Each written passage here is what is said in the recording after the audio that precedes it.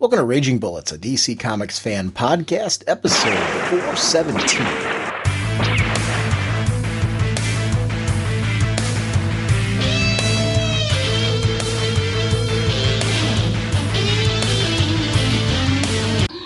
Welcome to Raging Bullets. I'm Sean Whalen, Dr. Norge, joined as always by his co-host Jim, the sensei of the Whatnot Segulent, and the Duke of You Know. Jim, how's it going, eh?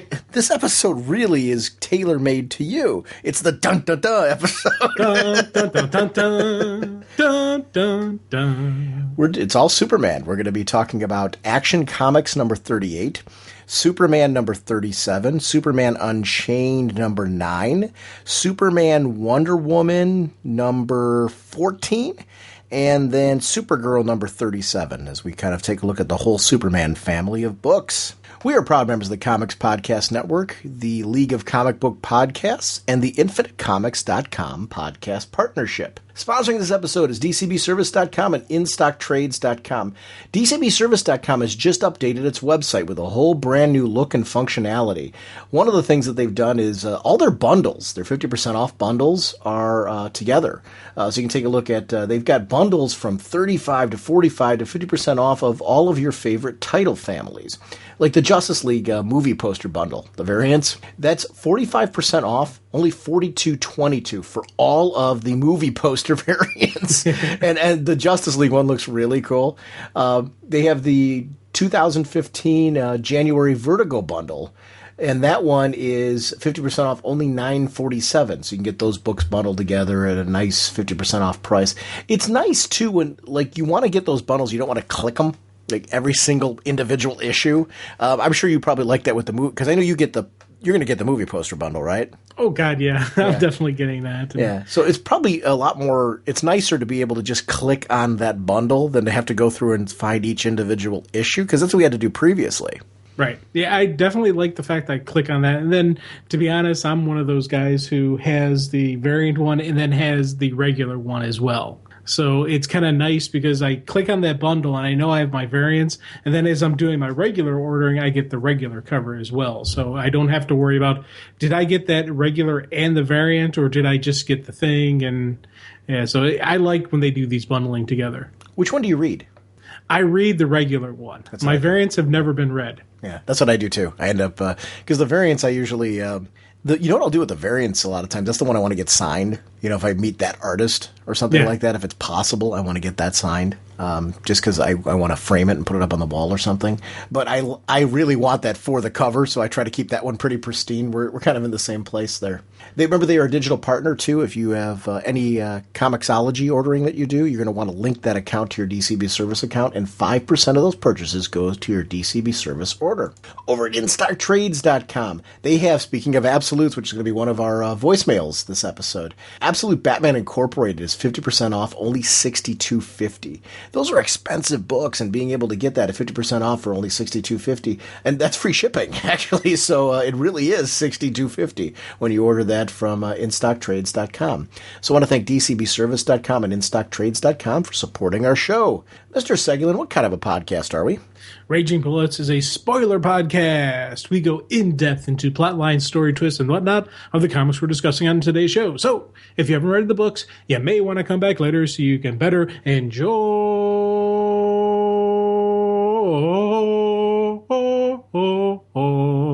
the show. Wow. Well, on that note, let's take flight and talking some comics. Up, and away. Carter Hall, scientific genius from a far-off world, flies into action as Hawkman. Our next discussion will be Action Comics number 38, Home is Where the Hell Is. The writer is... It had to be said. Oh, it did actually. It's a cool title. It is very cool, so that's why I'm laughing, because it's fun. The writer is Greg Pak, with artist Aaron Kuder. The flashback sequence art by Jay Lee and Jun Chung, with colorist Will Quintana, letterer DZ Cienti, cover by Kuder and Quintana, with variant cover by Jay Lee and Jun Chung. The Flash 75th anniversary variant cover by Dave Johnson, after Neil Adams, with The assistant editor is Jeremy Bent, group editor Eddie Berganza, and of course, Superman was created by Jerry Siegel and Joe Shuster by special arrangements with the Jerry Siegel family. You know, one of the things that, and I guess I didn't realize it, since the New 52 began, I've been enjoying Superman. There's been stories that I've really liked. I haven't hit that point yet where I've been loving Superman. And I shouldn't say it like there haven't been stories that I've been loving along the way with Superman. There have been. But I'm talking about in general, like the way we talk about the Bat family of books. There's a lot of great love and admiration for all of them. I haven't had that universally across the board with the Superman books. One of the reasons why I really wanted to do this episode revolving around Superman is my tone towards Superman is changing. And Action Comics is really, to me, the flagship book that is kind of doing that for me. I'm really digging what's going on in Action right now. We had that Doomed storyline. Then after that, they followed that up with this supernatural story that I think epitomizes what is great about Superman. We have moments here where Superman's going up against a threat that clearly is out of his league.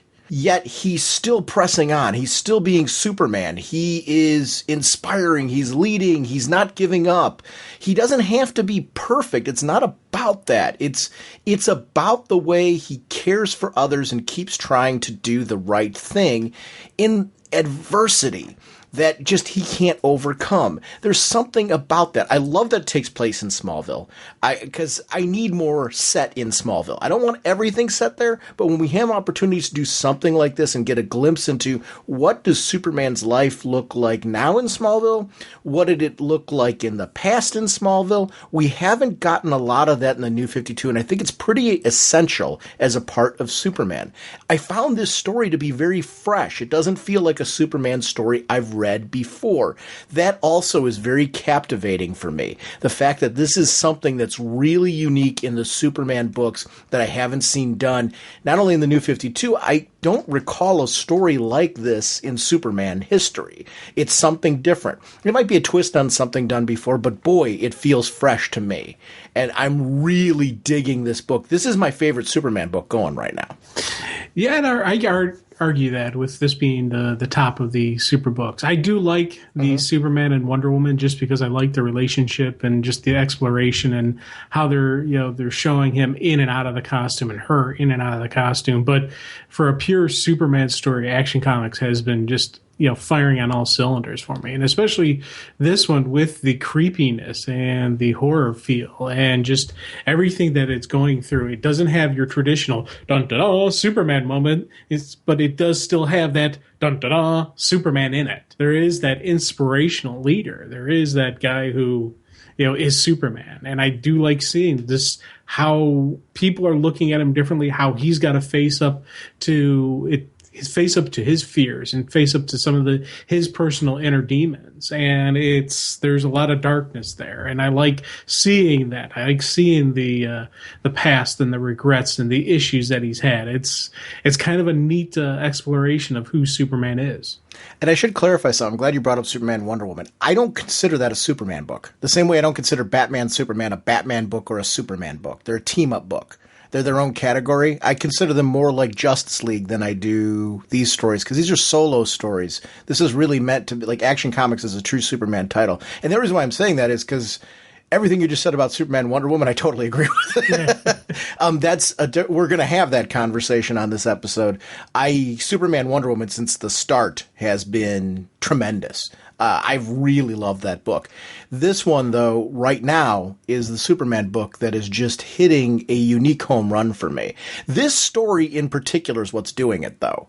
I really enjoyed Doomed. I enjoyed that crossover, but there's something about paring this down to now. This is an Action Comics story where we're seeing this horror story set with Superman, and Superman dealing with a true supernatural horror story that is something for him to overcome.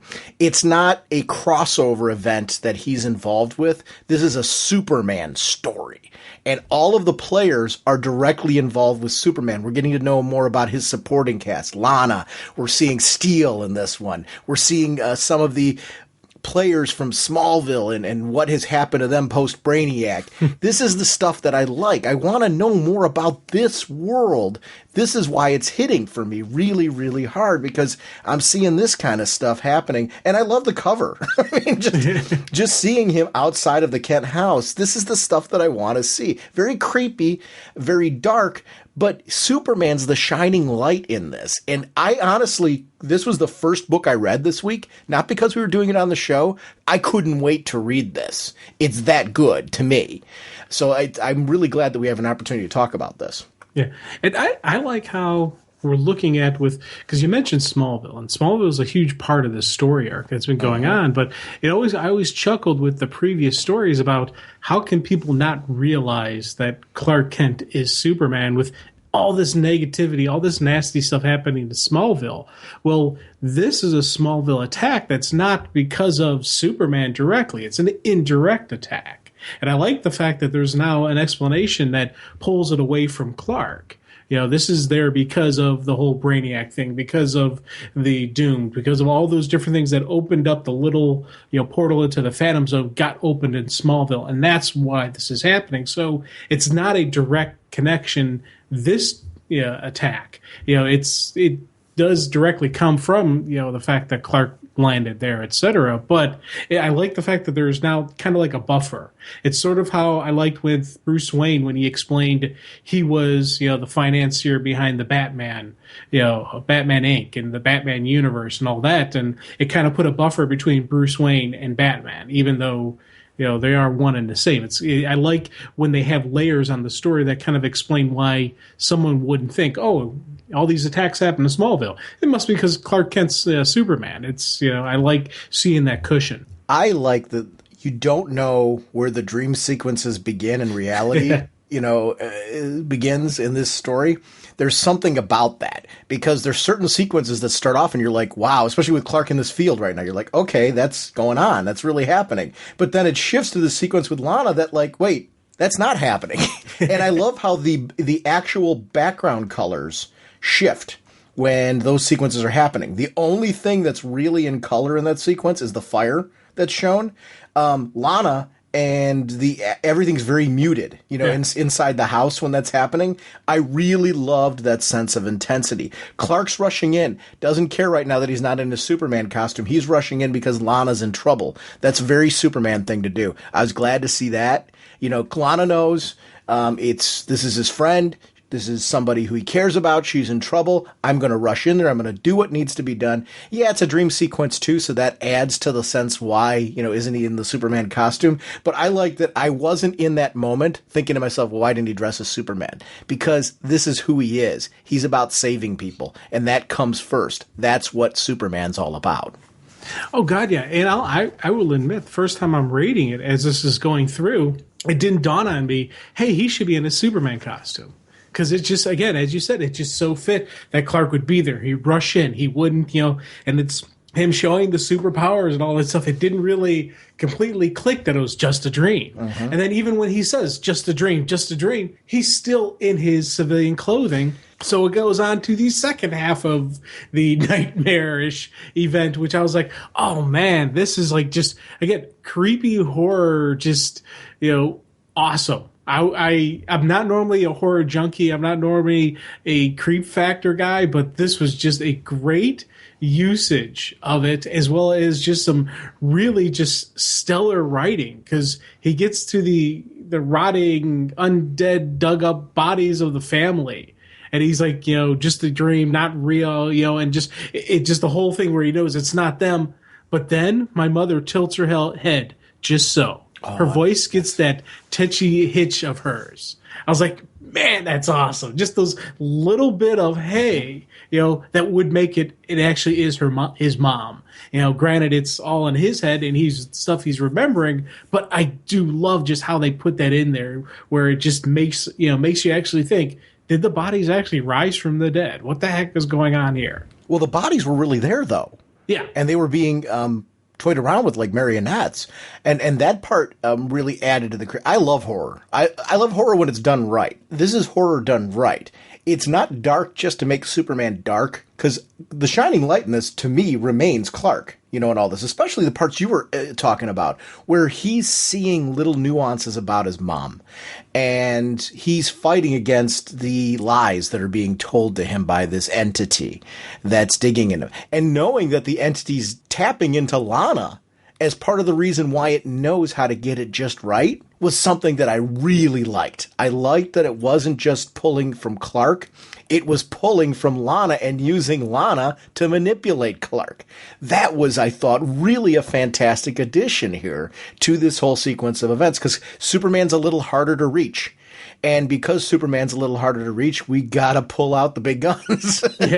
In this case, using Lana. I really liked that part because it further establishes the fact that these are childhood friends. She would know the parents. She would know the parents in the way that nobody else is going to because of when they died in this continuity. So that was something I thought was really rich and a very good addition to this storyline as well. Yeah, and it's funny because it's throughout the introduction of Lana throughout this series, we're really just seeing how close, Clark and Lana are. Just, and you're seeing it here. Just she knows those little nuances. She knows those little bits, and it's pulling from her about his parents. Like, I've got friends and I know them, and, I'd recognize their voice and whatnot, but I wouldn't know the little nuances, the little stuff like that with them. I've got some friends, I do understand that, and I could probably pull in that type of stuff, but you have that level of friendship with somebody that you not only know their little quirks, their little what makes them tick, but also know their parents. I think that's a really cool, another just cool statement of just how close Clark and Lana are. And it's neat to see it within this horrific environment because, again, the coloring on this, very little lighting, the very little color to it, a lot of heavy dark, heavy shade, but there's still some color to it. Just the fact that they made it more, they settled it down, made it more subtler, whatever the proper terminology, I'm not sure, but it just looks really cool that we're getting these flashes of color. We're getting these big boom, bold, like the heat vision when it comes blasting out. You get a really cool, some red hues in there, but also then it's a lot of black and grays and some subtle red, and some, shaded out reds. I was like, that for me helped really, really set a tone of creepiness and horror. It's like an old movie, and I like that part of it. It's like Clark's watching a movie, but he's a part of that movie. So it just adds that sense of a different sort of drama to it. But yet he wants the parents to be there and talking. And there's that part of you that's denying what's in front of you, but wanting what's in front of you too at the same time. And I really felt that in that sequence. I felt the longing that he had. That leads to that sequence when he blasts the creature and it takes off with Lana and he just screams and shoots the heat vision out. That agony, that sense of longing for his parents, I think is just, I've always loved, and we've talked about this on the show in both versions of the DC universe, I really love the relationship between Clark and his parents. And it's one of the things that I find I've been missing in the New 52. I've liked when they've used it, and when it's brought in flashback sequences, it's something that I think is a critical part of Clark. I like that he's this farm boy from Kansas, and his parents are these wholesome people who couldn't have a kid. They had an opportunity to have this kid, and there was so much baggage that came along with him, but they loved him, and they saw the potential in him, and they saw the great good in him, and they helped raise and nurture him to be that person. You need that part of it. So when we see him in these moments where he's longing for these two people that were such a pivotal part of who he is and who we know him to be, I really smile at them. And I mean, it's a creepy sequence, but I smile at, the opportunity for Clark to just show us that connection's there. Even in this creepy sequence, like the way he's lovingly carrying them out, these are two dead bodies.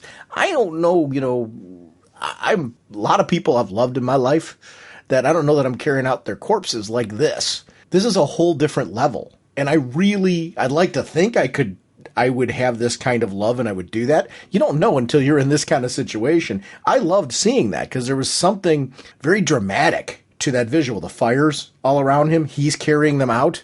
There's something to that. I don't know. It struck me. And I thought it was it's a very small panel in the whole thing, but there was something emotionally stirring in it because it's still we saw them, they were rotting corpses. Yeah. I mean, wow. But yet, to him, there's something more. Yeah, and again, that sequence, you're black and gray on top, then the big boom with the explosion, and then the fire sequence with that full reds and yellows and oranges, as he's walking out of the flames. That right there, those 3 panels, again, it's just artistically, visually speaking, absolutely wonderful. And it's a great way to show his inner pain. And you go from that panel over to John Henry and the kids, and then that where he's trying to comfort them, trying to figure out what's going on. He doesn't know where Lana is either, and he's freaking out, but he's got to stay calm. And best bet, find Superman. And I loved that sequence between Clark and Steel. Superman, where's Lana? In hell. That's what I want to say. Instead, I tell him the facts, and we talk so rationally and calmly about the plans and solutions, all the while fighting back the devil to beat back that terrible ticking dread gnawing at the back of our brains.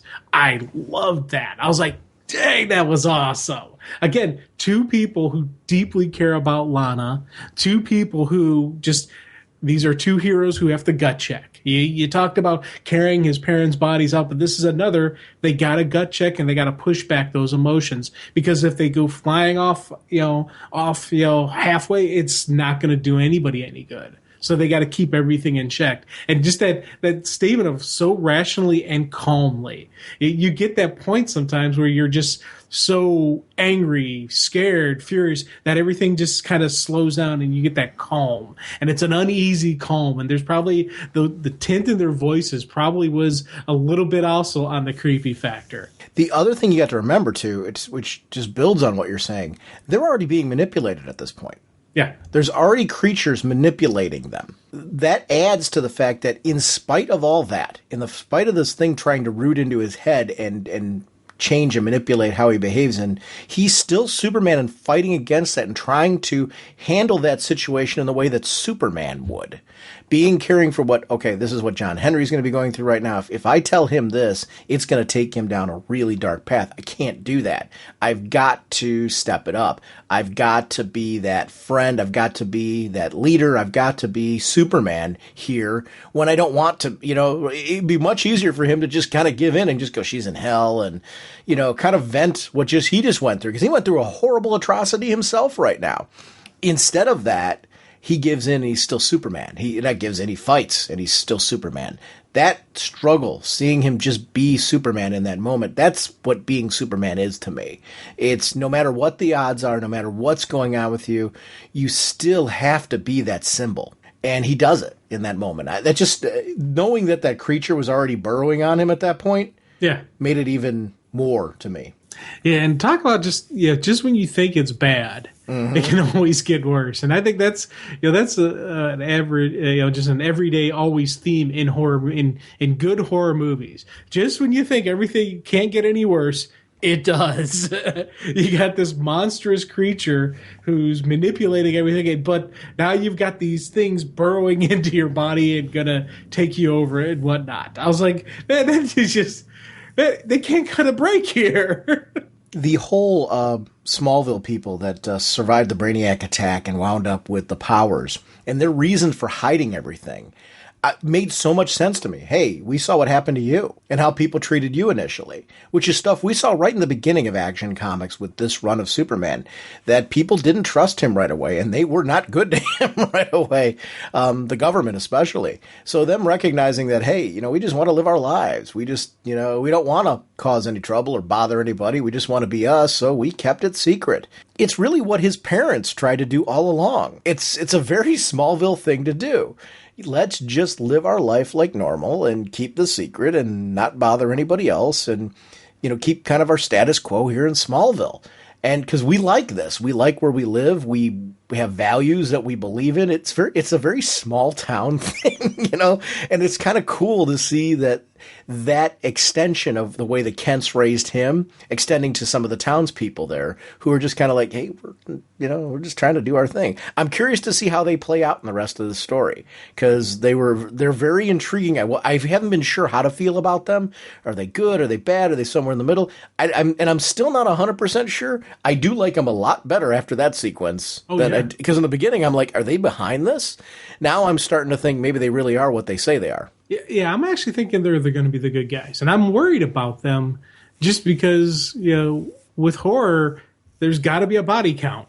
And if we're going to stick to a classic horror story, which we're doing pretty consistently, there's going to be some sacrifices. And we know it's not going to be Steel, Superman, or Lana, or I'm assuming it's not going to be. So I'm thinking these good townsfolk may have to sacrifice themselves. And I hope not, because I like you, I like them. And I'd like to see, when everything's said and done, that these guys are still around just doing their thing, because as you said, it fits Smallville, it fits this town, it fits these people. Hey, we don't need to go flying off with capes and run to the big city to fight crime. We're happy what we're doing right here, and we're doing our thing here. Problem popped up, so they erected the mist to trap the things in, so they couldn't hurt anybody else. So they are decent and honest people. Mm-hmm. They're not going to just say, hey, forget the rest of the world. They could have pushed them out and then put up a bubble to protect themselves, but they didn't. They're containing the problem, and they didn't cause the problem, but they're going to solve it. And I like that, just that mindset to them. And when everything's said and done, I hope they stick around. I hope we don't lose them, but I got a bad feeling about this for these guys. Now, here's the thing. This is an interesting sort of parasite, because not only does it feed off of horror, it makes you feel good about having the horror. So it's almost like not only are you okay with being scared, you want to be scared. You start to like it. Yeah. So it's a very different sort of, like, you can see why it becomes an endless chain then. I want to scare you. I want you to scare me. I want, because it's good. It's a different sort of candy. And I really like that twist in this story. It's just a different sort of take on a horror parasite that we've seen so many times. And I just can't wait. I want to see Superman win this. I don't want to see I don't want to see anybody else die. I want to see Superman beat them, find a way to be Superman and just do his thing. I'm rooting for him in this. When you get a villain of this caliber, everything you said I agree with and echo. I like these people. I don't want to see him hurt. I want to see Superman save him. That's what I want to see. That's Superman. That's what he should do. He should save him.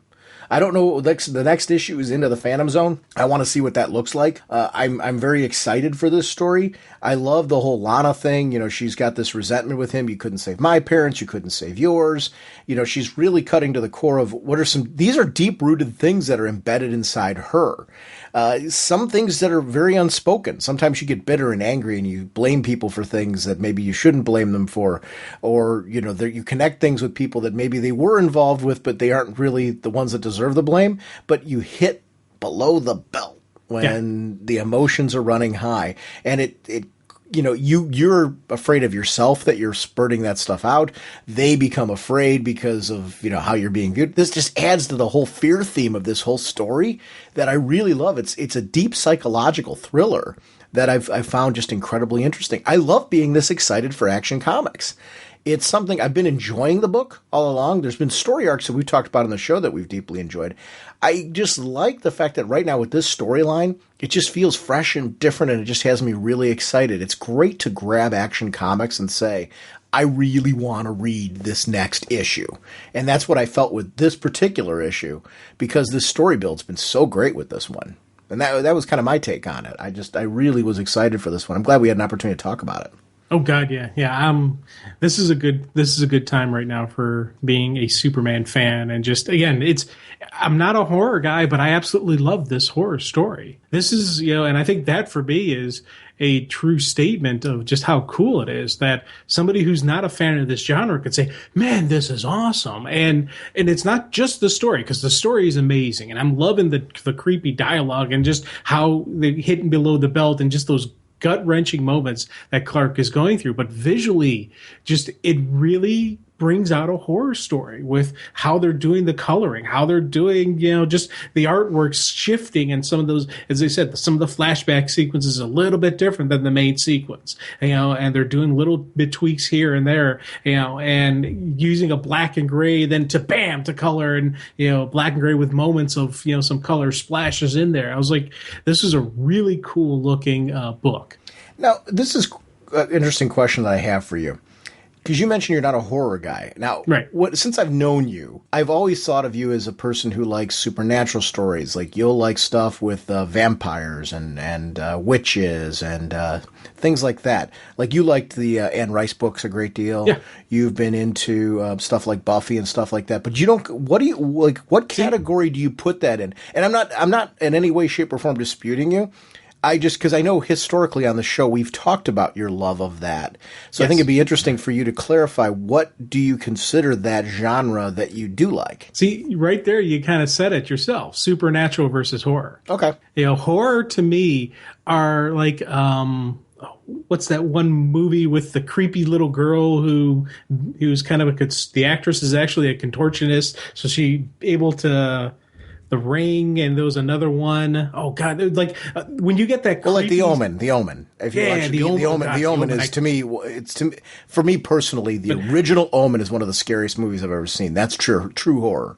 I can't watch that. I can't watch. The Ring was, I think, the one that was called. There's like another bunch of other ones like that where you've got like the creepy, especially when it's a creepy little kid doing some, stuff, or, some of the ghost type of, those type of things. I call those horror movies. Okay. Vampire, the witches stuff. Those are a lot of the supernatural or even vampire type of style to them. So, and sometimes you get like crossovers where you get some horror moments, like zombie movies. I love zombie movies, but there are some moments where you get the rotting flesh and people eating other people. It can get a little bit, there could be some elements of horror, but there's not really like demonic possessions and ghost possessions. Those are the stuff that I call horror that freak me out, that I really can't watch. When you start adding the whole demonic possession type stuff, and that's where I start going, I'm punching out here. I can't do this. Yeah, and I get it. Yeah. Yeah, that's. I thought that clarification would be interesting because of the fact that I know you've talked about enjoying that so much. So it really is, you're more into the supernatural side of it. Yeah. When it gets into straight horror, and that's more of the overarching theme, it's not as much your cup of tea. Yeah, like, for example, Stephen King, Thinner. Mm-hmm. Absolutely love it. Stephen King, It, I have a problem with. I love it. Yeah, see, I have a problem with that. See, I'm a big Stephen King fan, and I actually agree with you on your differences, your distinction between the two stories, and I get where you're coming from.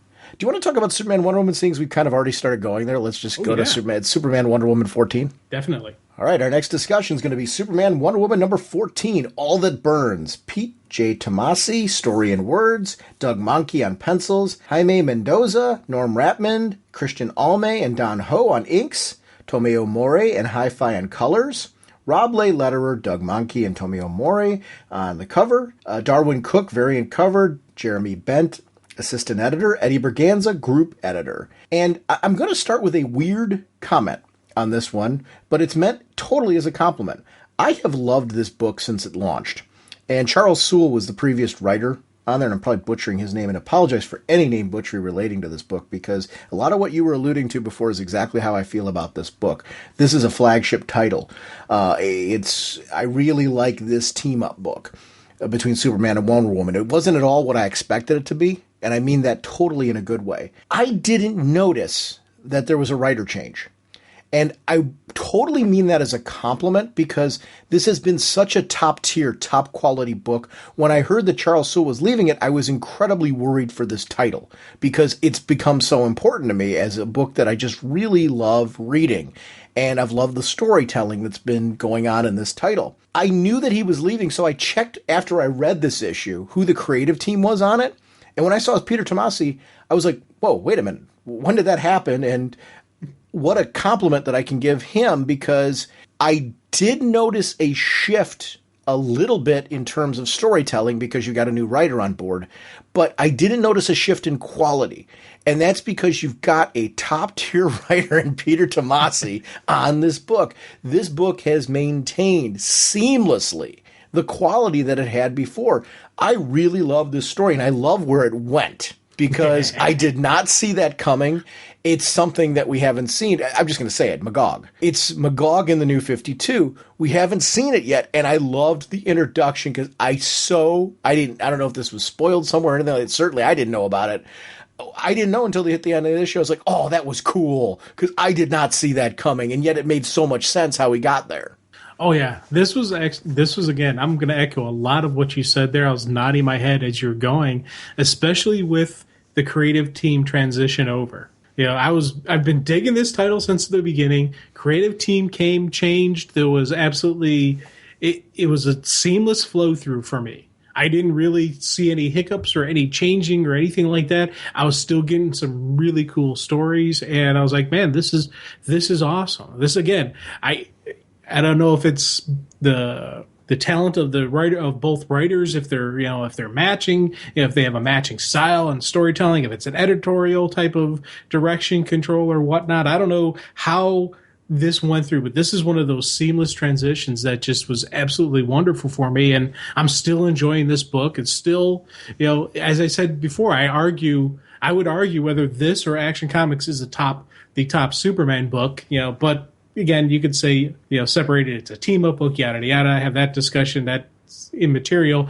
But this characterization of Superman, this characterization of Wonder Woman is something I'm absolutely loving. So for this to keep going through, and then, we get that wonderful ending with Magog, completely did not see that coming at all. I was like, okay, who's this guy? World Star, huh? I wonder, new superhero. Okay, interesting introduction. Is he going to become a villain? All these things are poising through my head, trying to figure out who this guy is. And then you get the big reveal. Like, oh, that's awesome. You know what? For 14 issues in a row, this book has been consistently a top of the stack book for me. So I don't have any issue saying that at all. And I do think that gives it a distinction over previous Superman titles that we're going to talk about on this episode.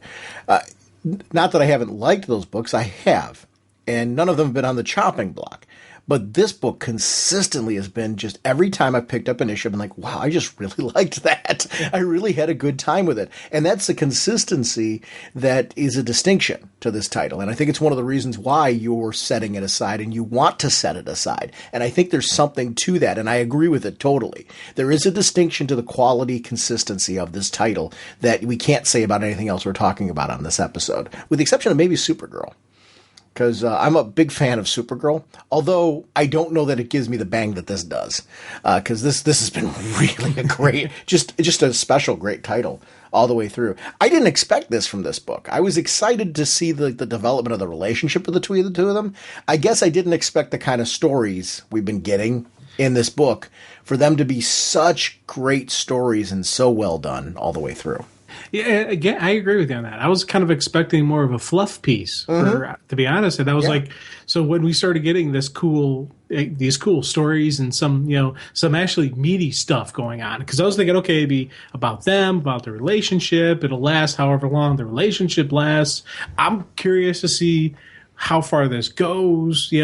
I personally would like to see, after the relationship between them ends, them to still run this book, because when you're Superman and Wonder Woman, you're gonna have to work together. And I think that would be, for me, those stories would be really interesting. How do these two interact when they're no longer seeing each other personally outside of the costume, when they are just Superman and Wonder Woman? They're no longer Clark and Diana. Now, I don't want that relationship to end anytime soon. I'm just going to clarify that. I love this relationship, but I am really looking forward to the aftermath, just because those will be also some really neat, interesting, complex stories that they could craft with these two characters. Especially you put the right creative team on how they handle it, that'd be interesting.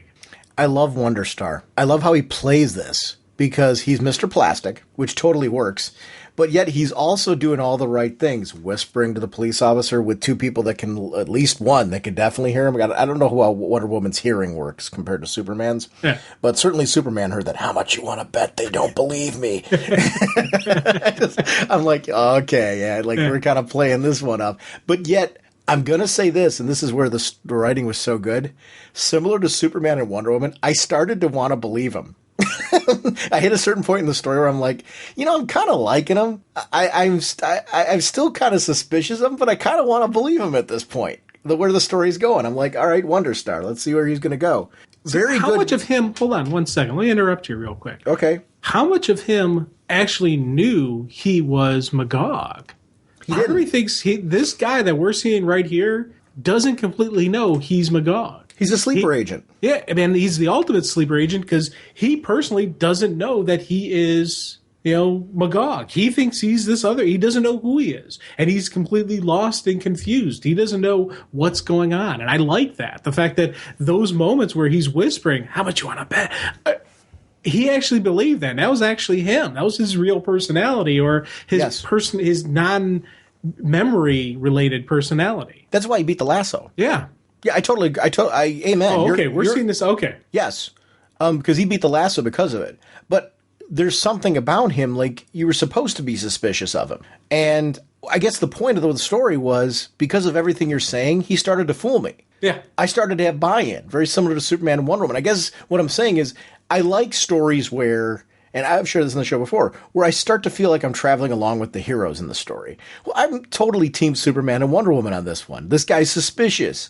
But there comes a point where they're like, okay, maybe this dude's all right. And I'm with them. I'm like, well, maybe he is. And what are they going to do with him? So I started thinking of possibilities of what happens if this guy really is just a good guy.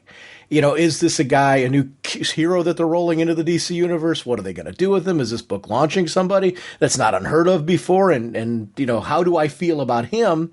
Do I see him becoming somebody? Quote unquote somebody, because I'm a fan of let's spread out the universe and, add some new flavor and new characters and all that. So I was like, I started thinking that I wasn't totally sold on him, but I started thinking that far with it. So they got me. I got to admit, they got me. And when it turned, I'm like, oh, you idiot. It was right there in front of you. But yet, they had enough of a hook in me that they swerved me. And this isn't Pete Tomasi thing. We're big fans. We talk about how much we love Batman and Robin. I don't know. I guess I haven't been following the creative changes for this title. I don't know if he's meant to be the new ongoing because it doesn't say guest writer. And gosh, I hope it's him because I really love what he's doing on this book. I want a second Pete Tomasi book anyway. Yeah. So I'm hoping this sticks because really, I like this storyline so far. I want to see where it's going to go. If you're going to follow up Charles Soule with somebody, this is your guy. I mean, this is great.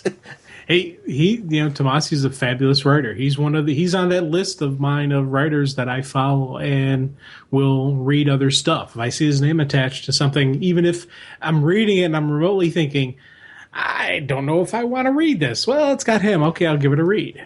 So him coming in here, is absolutely a really cool thing. But again, the crafting of this story, and I completely was buying into this guy. I was laughing, the line with the whispering, the cops, and then later when they're dragging him off, hey guys, I can fly too. It's okay. I promise, I'm not going to run away. And just those little kind of comedic moments where he's trying to, just ease the tension between them. He doesn't want to get I was reading, I'm like, this guy doesn't want to get into the quote unquote stereotypical fight between superheroes where they just start punching. He's trying to discuss it. I was like, that's kind of neat. He reminded me a lot of kind of like those, he had like a Booster Gold quality to him. Yes. And I was like, man, I'm digging this guy. I wonder what they're going to do with him. And again, there's always a suspicion of a guy that you're enjoying turning into a villain, unfortunately, in the comic book universe. But this was one I was hoping they weren't going to do that. I was hoping they would, turn him into a new hero, a new character. I liked the combat sequence, the fight. Yeah. You got a bunch of villains in there and you see him helping out. You see him trying to overcome and adapt to what's going on. I started liking to see, what is his power set? How does that work? I was buying into the whole thing. I already mentioned the lasso part, but I loved how it came about. I liked that it was something that Wonder Woman was sneaky about. You know, a lot of times Wonder Woman's very blatant with it. You know, she throws that lasso on and it's a very blatant thing. This one was very stealthy. I liked seeing that layer of her. We don't often see that. She's very smart. She's a warrior. She's crafty. It's not always about her punching everybody in the face. Sometimes it's far more interesting when she does something a little more subtle. It shows her intelligence, I guess is what I'm going for here. And I really liked that writing choice on this one to just show that other side to Diana. She's not just this Amazon warrior that, is... for lack of a better term, dopey. She's intelligent. Yeah. She's smart. There's multiple layers to her. That combat strength that she got is to admire her physical prowess, but her intelligence is something that the best writers who write Wonder Woman acknowledge that. And that subtle part really made that sequence where she's being kind to him there. I'm sure you haven't, and you're welcome. You know, all that little bit right there. It's her showing the softer side, bringing it down a peg, realizing that this isn't somebody I need to be as wary about. Maybe they should have been still, but I loved that swerve because that's where they started to sell me. Oh, God, yeah. And again, you're dealing with the god of war, but war isn't just blind fury. War is combat. War is strategery. So seeing Wonder Woman with that level, you have to have that level of intelligence, but also...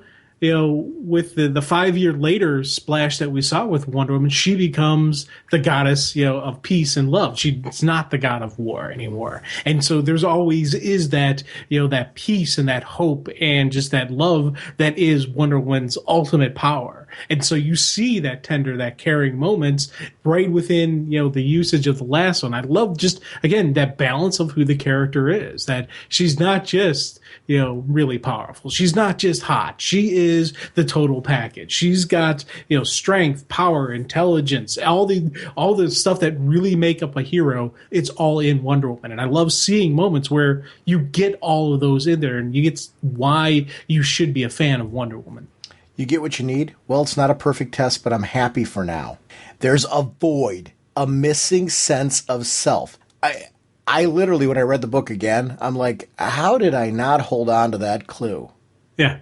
Because I didn't. And it was right there in my face. And I love that. Well, I took it, and it was funny because with you, the same thing, when the later reveal comes up, I took it that it's his amnesia. Not that there's a missing piece that is going to get triggered, that he's a sleeper agent. I still... Go back to the beginning of the issue. Yeah. The eyes in the beginning, that's who did this. And you actually see Magog's staff there. Yeah. He's a sleeper agent. She did this. Right. It's right at the beginning. I know, yeah. That's where he's a sleeper agent. She had this all planned and done. She put him there. Yeah, and I know, and that's the funny thing. You seeing those issues, reading that stuff, you still... I still didn't pick it up. I still didn't think that, even though we have these moments, and you should completely understand it.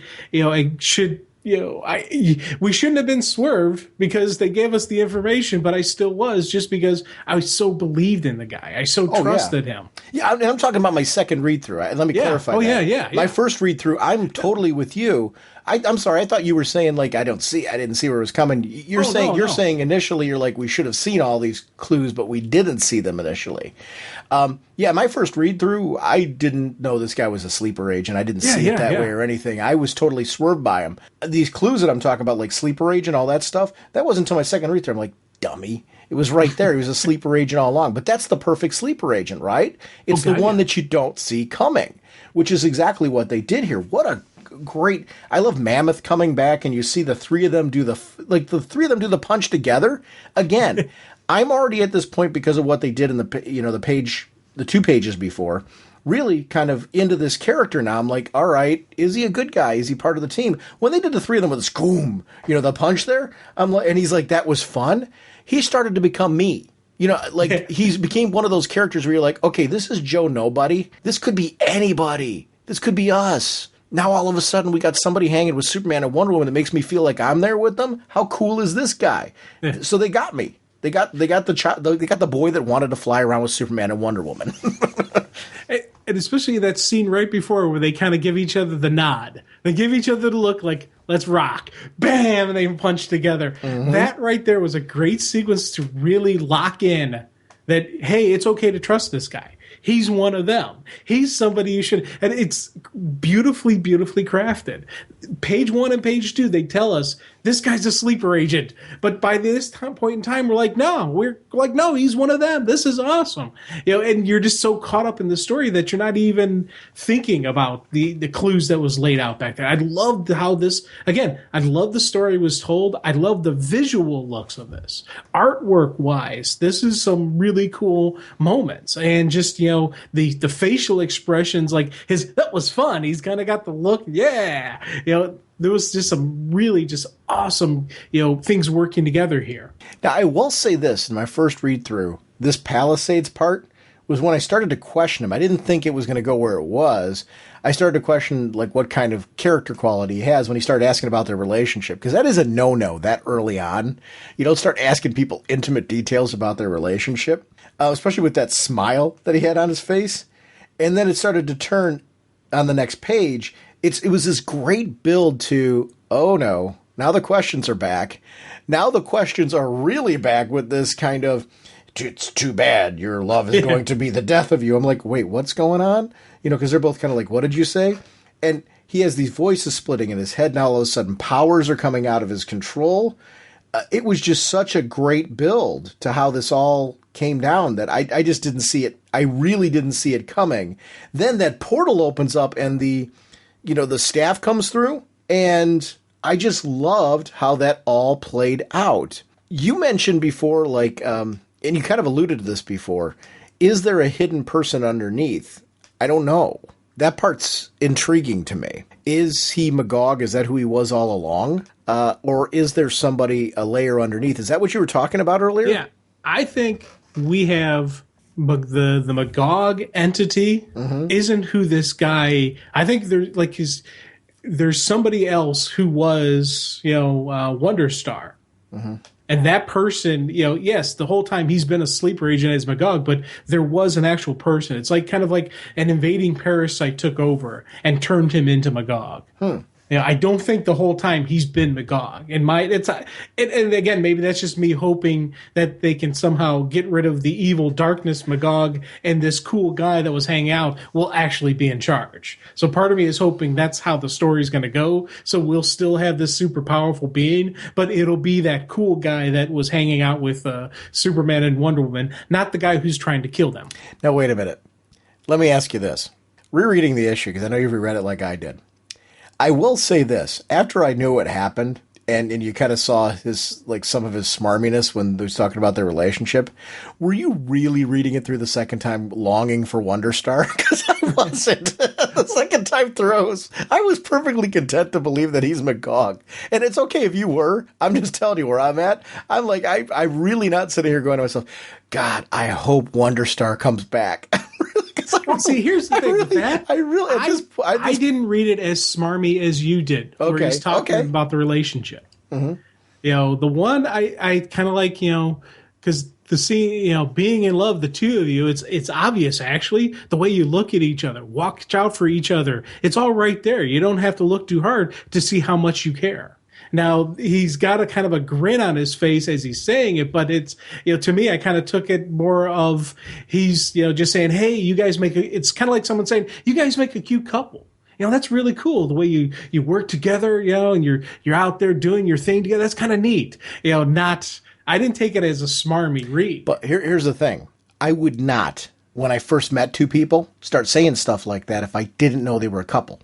True. That's the line. But, again, I don't know. Because I've been in situations before, let me put it this way, with female friends, where stuff like that can be said, and all of a sudden you start treating each other a little bit differently. Just because of the fact that awkward thing's been thrown on the table, especially if there isn't that going on between you. I've had that happen before with, you know what? I work in a profession where the predominant amount of people that I work with are female. So if people assume something or say something, hinting at the fact that there might be something there, I'm married, this person was married. There was nothing going on. There was nothing of interest there. We just happened to be friends. We kept a distance. after that because we didn't want people thinking something was going. Does that make sense? You follow me? Definitely. Yeah, no, So, I see what you're saying. So when you see a line like that, it's like, that's something I know personally, and this is before I was teaching or whatever. I would not say that to somebody because you don't know what damage you might be doing to a friendship or a potential relationship by throwing that out on the table when I first knew somebody. Now, if I knew them really well, they'd been, like really close over time, hey, neither of you are dating anybody. You ever thought about, you might say something like that.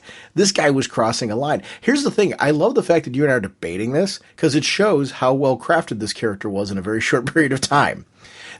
Whether you're right or I'm right's irrelevant about the character. We saw him three-dimensional enough that we both made our own judgments about this guy, and we feel a certain way about him. In the end, I don't think Wonder Star's coming back. I think it's Magog. I could be wrong on that, and he comes back. I love the fact this guy's so three-dimensional that we're debating him. Yeah. Well, I agree with you. Probably it's only going to be Magog, but I'm still clinging to hope because, again, I like the guy. I thought it was kind of neat. He had, to me, kind of, as I said earlier, kind of a Booster Gold quality, but also had a little bit of the Billy Bats and the Shazam kind of quality where he seemed a little bit innocent. He seemed a little bit in awe of being around Superman and Wonder Woman. And I like seeing that kind of, you said it earlier, he was your buddy. He was one of us he was somebody with powers who was allowed to hang out with Superman and Wonder Woman. I'd like to see that guy come back, but odds are probably not. Because I don't think that's going to happen. I think Magog is here to stay and or whatever's going to happen to him. And I'm very curious to see who is the, page one, the eyes that crafted all this stuff. Who is that? That's kind of the thing I want to see what's going on there. Where do they come from? What's their backstory? The connection between these two. It's, there's more to the story than just Magog appearing. There's a whole nother layer to this story, and I want to see that story as well.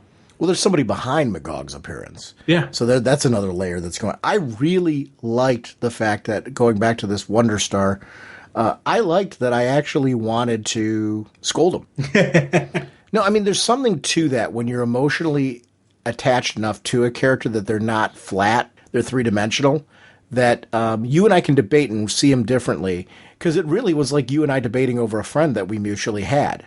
Oh, yeah. No, dude, you don't get him. He was really just doing this. I mean, the fact that you were even defending him, I thought was cool. Because that really says a lot about the three-dimensional nature. So I'm more geeking out about the fact that we were debating this guy than anything else, because it just shows it's a good story.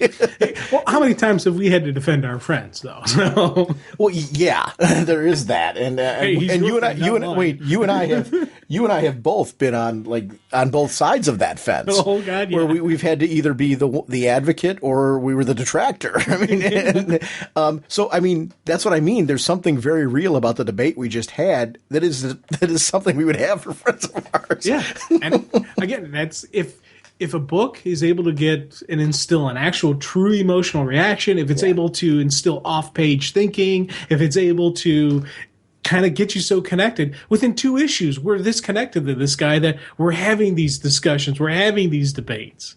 That to me is, again, that's a sign of a really well-crafted character and a really well-crafted book. And it's, there's just some really cool, and it's not just the story, because the story is amazing, but there are some beautiful sequences here. Like, we're talking about that scene right before Magog appears, where he, under his breath, says, "It's too bad your love is going to be the death of both of you." What did you say?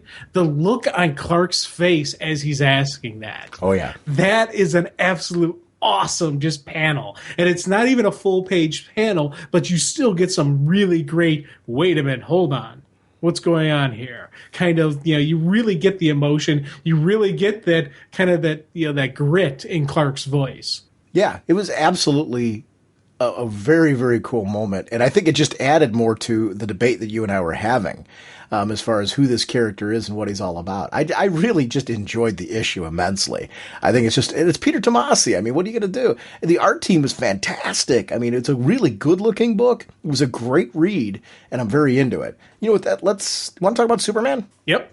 Our next discussion will be on Superman number 37. The writer is Jeff Johns, with John Romita Jr. on pencils. with Klaus Janson on inker. Colorist is Laura Martin. Sal Cipriano is letterer. Covers by Ramito Jr., Jansen with Martin. Variant cover by Francis Menopole and Darwin Cook, with Ricky Purden as the associate editor, Eddie Berganza as group editor. Superman, of course, was created by Jerry Siegel and Joe Shuster. I want to clarify something I said earlier.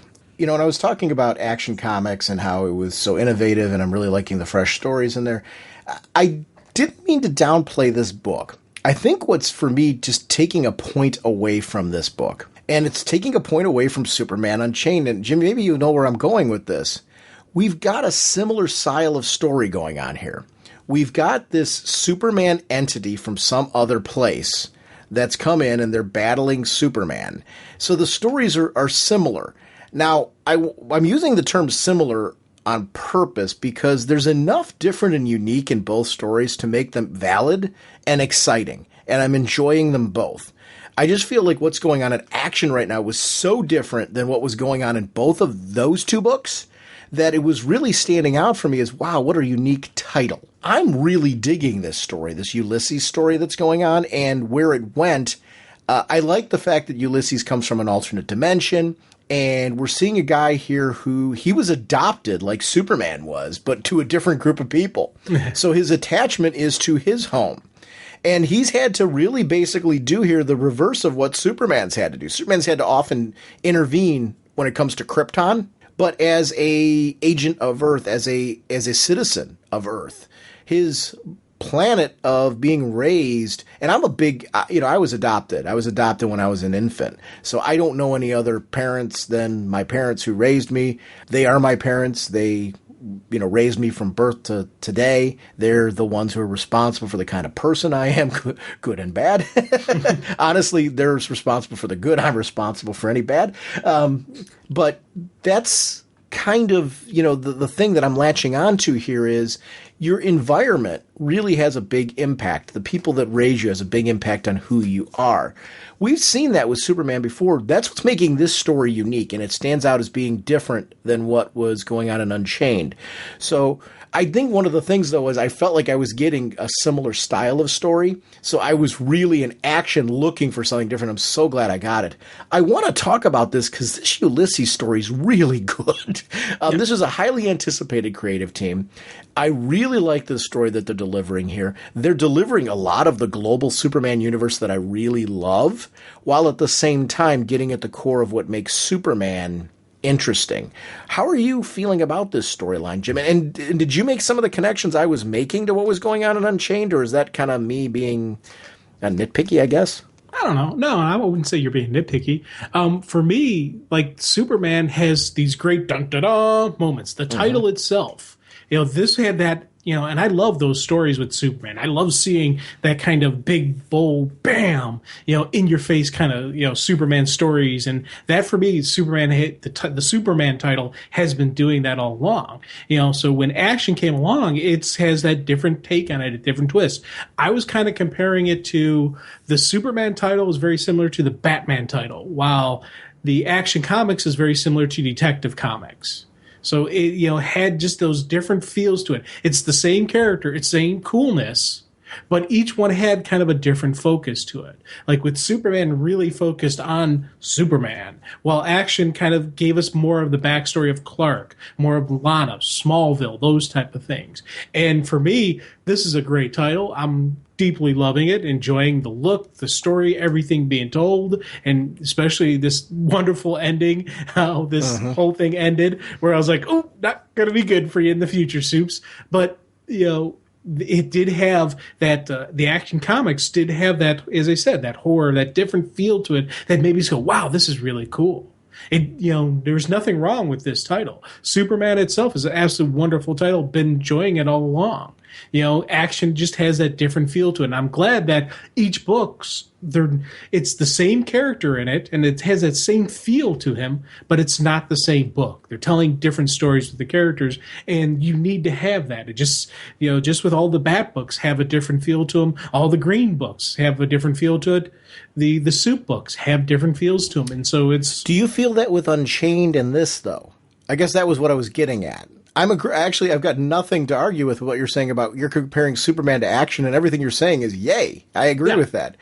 But I'm talking about this storyline that was going on in Unchained, the Jim Lee, Scott Snyder storyline, involved this hidden Superman that nobody knew about, that has been there for this long length of time.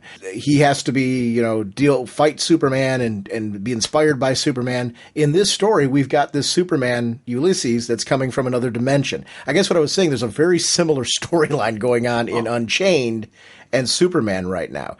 I guess what I'm saying, a compliment to the creative teams is, while they're delivering a similar story, there's enough different in both books that I'm really enjoying them. But I think, to me, that's what's making action stand out, is the fact that it's not doing this story. It's got something different. And everything you said about action, I 100% agree with. And I actually liked your, comparisons as far as which titles they kind of link to as far as in the Bat family of books. I'm like, yeah, Jim's right. Those are, and I wasn't making those comparisons, and I agree with you. I wish these stories, I guess what I'm saying, would have been released a little spread out from each other, only because I really like both stories. I think what's going on in Unchained has been great. I know the Unchained's in an end, but I liked that story a lot. I like what's going on here a lot. I wish I was feeling less of the similarity between the two and more of the freshness that is being delivered in both books. I think it hurt a little bit, both of these stories, that they were released so close together because of the similarities. That's just kind of a personal preference myself in two books that I really like. And I can see what you're saying with the similarities. I'll tell you, when I was reading them, that thought really never entered my head. There was enough of a difference between them that I didn't think either one was a mimicking. To me, it was that big, bold, dun-dun-dun, Superman story. Of course, Superman's going to have to deal with somebody super powerful, and he's going to have to deal with somebody on his level. And just that whole type of, it makes sense to me that this is the kind of villain, or this is the type of entity that Superman's going to have to deal with. So I liked how the story was. I liked how, I liked the Unchained story, but for me, I didn't really put a comparison of similar stories between the two of them because, again, each story is well crafted. Each story is really cool. And to me, there was enough of a difference that I didn't put the same similarity to it. And I agree with everything you're saying. I actually thought both stories were really well crafted. I love the artwork in both. I love the dialogue, and the differences between both are strong enough that the stories were interesting to me. I did notice, to me, the similarity of the type of villain was the only thing that really struck me. It made both stories valid, the differences between the two. I would have liked a little more separation. And you can't really do it because I don't think they were mimicking. I agree with you on that one. I think there were two writers who had an idea that had a few similarities to them. They just kind of struck me as not being as distinguished from each other as I would have liked, I guess is what I'm saying, with the quality of the creative teams on there. And it's not really their fault. I think it's more of the timing for myself personally of them being released was unfortunate versus it being a problem. Because I'm glad I read both stories. I would recommend both stories. That was the only thing in my head. I'm like, I almost wish I'd read one of these in a trade at a different time. Just because I think I would have gotten a larger bang out of the story being able to focus on it. Because I read these monthly, and I did read these as they were being released. So it kind of felt like I was heading down a similar path initially. But let's talk about, because the parts that really are the home run for me are the parts that aren't, that are the distinct separation. And it gets into the character of Ulysses. I like the character a lot, and you're right with the ending of this issue, but not even that, where it begins comes off the ending of the last issue. And seeing Ulysses, this line is great. I'm not going to let any harm come to you, Superman. I promise. I believe that's genuine. Ulysses is very torn here. All he's known is this adopted world that he's a part of. There's something more going on here. There's something horrible going on here. He's promising to take care of them. He was adamantly fighting to keep his parents away from following along with this plan. And we see why. These people aren't coming back. And the other person that isn't coming back in the mind of the adopted parents is Superman. This is where Ulysses starts to have a problem, and he starts to wake up a bit and kind of see these people that have adopted him for what they are, which is a very hard thing to do because this is his nurture that's really there, which is interesting. Go ahead. I'm sorry. No, I was going to agree with you on just the kind of I love the swerve how it went through. Because as this is playing out, where Superman, even in the beginning there, Superman's captured, like, what's going on here? And then as everything's playing out, that these people are going to be, something a little bit more than just going up to the light. It's not a good thing to do. And this was how things were just paying through. I was like, man, this is a neat, it's a neat look at, what is the right thing to do? What is the wrong thing to do? Yes, it's wrong to take, 6 million people and drain them of their life essence, but you're feeding a society. Does the price of, 6 million matter to 7 billion people? What's, where is it an ends justify the means? Is it the right thing? Is this wrong? Is it, what is the problem? Who is right, who is wrong? And I love looking at that kind of stuff. Even though I know it's wrong to kill 6 million people, you still kind of got to say he's not evil for doing this. This is just, he's doing this because he's got to figure it out. Now, it's funny because I started to connect this story on an interesting level to a lot of the debate that goes on. This really is where the story starts. I don't want people to be confused and think I don't like this story. I really do like it. And it actually made me start thinking of a lot of our debates that go on now as a society about animal cruelty and using animals as food. I mean, I'm not a vegan by any stretch, so I'm not going to pretend I'm some kind of hypocrite here saying this. I eat hamburgers, I eat chicken, I eat all that stuff. But there's been compelling debates over animal cruelty and how animals are treated. And is this the right thing to do? Should we be looking for alternative methods? And in this society, they view these other planets as a means to an end. Like, it's sad that we have to do this, but look what happens. Look at the positive benefit of doing this. And, at what point in time, these are sentient life forms. At what point in time do they realize, how much of that's language barrier that they may look at certain worlds that they've invaded and use their people as food as savages when really they were maybe in some levels more intelligent than they were. I mean, it's an interesting debate, and I think it's very contemporary. There is a connection to this, to our ongoing debate as a society as far as, what is the right thing to do on how we gather food and, survive. And I think there's something to that. I like when comics and art imitate life and imitate things that are current debates. Like I said, I'm not that guy where I'm your best person to start saying I'm an advocate one way or another. I will admit that's probably a level of my ignorance, and I think there's something to that. When a story like this comes about, it starts to make you think things through in a different level, and I really quite like that. I like that this story feels very much like it can connect to a lot of the debates that go on in our society today, and it just wakes you up a little bit to kind of think through some of those things. It's a unique story because of that. Yeah, like the dolphins, with the slaughtering of the dolphins and slaughtering of whales and stuff like that, and you're like, but they're just an animal. Like, but are they really? Look at them. You see the family entities, you see them, their communication, you see actually planning and strategy and just like intelligent, upper level thinking that these animals can do. You wonder, okay, is there something more to them? And then but it's, you get some people who will say that and like, oh, they're just some, weirdo, animal tree hugging, whatnot. It's, you don't take those as seriously as, you would say if people were slaughtering people. If you're using humans for food, you'd get a lot of people saying, hey, this ain't right. It's, you can't do that. But for on this level, these aliens, they're looking at the human race as just cows. That's it.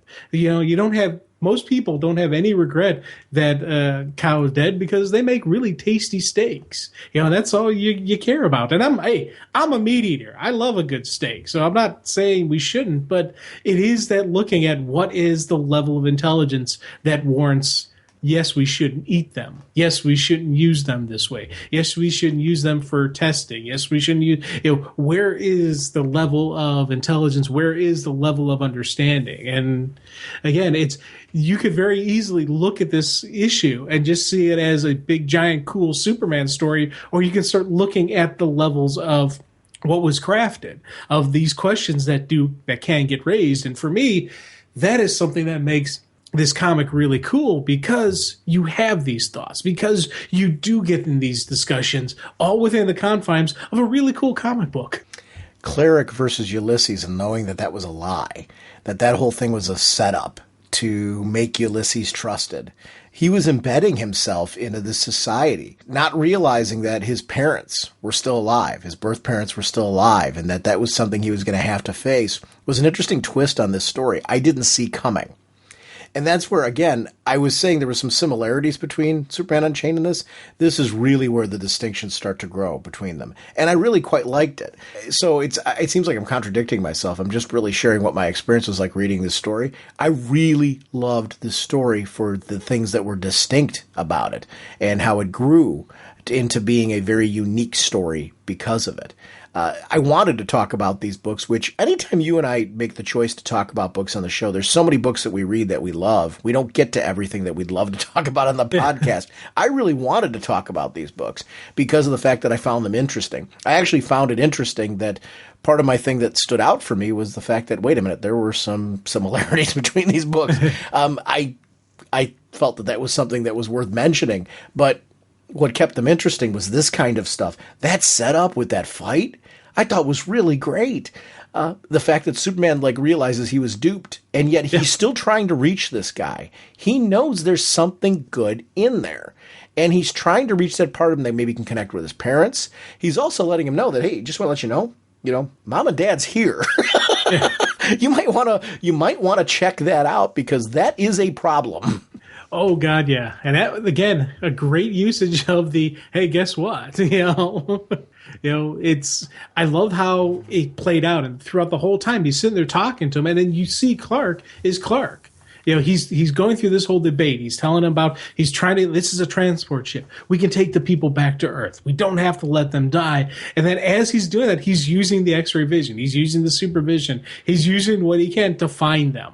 And then once he finds them, it's like, hey, your parents are on the ship. I loved seeing that. And even the fact that when Ulysses accuses him, you lie. I don't. And it was that moment where he's like, oh, crud, he doesn't lie. This is Superman. He doesn't bluff. They're actually here. I loved seeing that, just the flip switch, and how it played out there. See, it's funny. Your dolphin example I thought was really good, because I'm not going to pretend that I'm anywhere near becoming a vegan. And I actually really respect people that change their diets because they have these firm beliefs and they stick to them. I probably, if I was educated more about the reason why people advocate those lifestyles and was motivated to, I would like to think that I could adopt a lifestyle like that, but it's a very hard lifestyle. So hats off if there's somebody listening to this that chooses to live life that way. One of my cousins became a vegan, and I saw how difficult that was for him. And I certainly he doesn't live locally, so I haven't had big talks with him about what made you make that choice or that type of thing. But I think it's a very powerful choice when you make it. It comes off of things like animal cruelty. That's over there in this story. I think it's weird that it connected with me with that type of thing, but it did, because this guy's advocating there's 6 million people. What does it matter? I mean, there's so many of them. What does it matter? That same argument can be made for certain types of animals. But yet, see, I'm of the mindset I'd rather pay more for food, knowing that it was, we were as humane about it as possible. Yeah. But yet, I'm sitting there well, no, maybe I'm not that far off from Ulysses when I say that, when it comes to animals. And that's where it's funny how that's where this story became unique and interesting to me, because it made me question myself and, my own choices as far as what I eat, how I sustain myself. Those are really interesting side stories that come out of this that make you question. And I love when a story goes into that kind of depth. So it became to me less about this superpowered guy going against Superman and more about the philosophical debate that was going on between him and Superman throughout all this. And his own internal debate, Ulysses, kind of trying to justify himself in these horrible atrocities that he's committed. Like, that's not okay. And what an interesting story that it has this kind of depth to it. So there's something to that. I think I find it interesting that when you've got two books running and during very similar times that have villains that are similar like that they manage to somehow distinguish themselves by telling a unique tale. Because it's really why I wanted to talk about Superman Unchained on this too. Because I didn't want to leave it as simple as my comments that I made earlier. I wanted to talk about what I really liked about both issues and how they ended up standing out in spite of that. Because I think that's where the Superman books have been interesting to me. I've been really digging Superman lately because of this kind of storytelling depth that's going on in these books. They're unique books. And I like that I'm excited enough about Superman that I'm like, Jim, let's do a Superman episode. There's like enough here that I really want to talk about because I haven't been that way in a while. And I'm glad that I'm in that place, which is a testament to these books. So it's interesting how I can say, yeah, there's some similarities between those two books, but there's enough different that I'm excited to really talk about these books right now. Yeah, and it's funny because we talk about just how with Magog and with World Star, World Star, not World. That's not his name. His name's not World Star. Who's Magog before he became Magog? I thought it was World Star. It was World Star? Okay. I don't know. I might be wrong, but keep going. Though.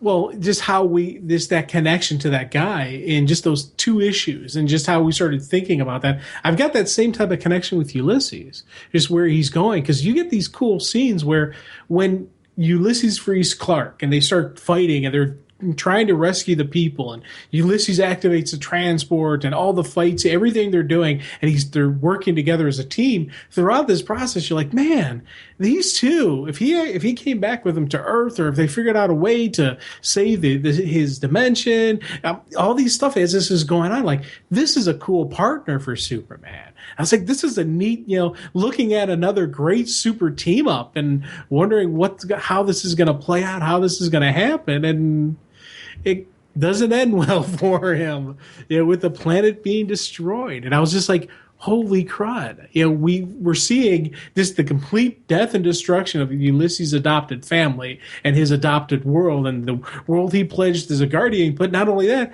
he's blaming completely on Superman. So we have somebody with really massive powers who's blaming Superman for the death of his family. That is something huge. And where this is going to go next is, again, one of those things where, like, I want to read the next issue. I can't wait for issue 38 to come out so I can find out what's going to happen next between these two. Yeah, and I totally agree with that. Wonder Star, I double-checked, was the name of the character.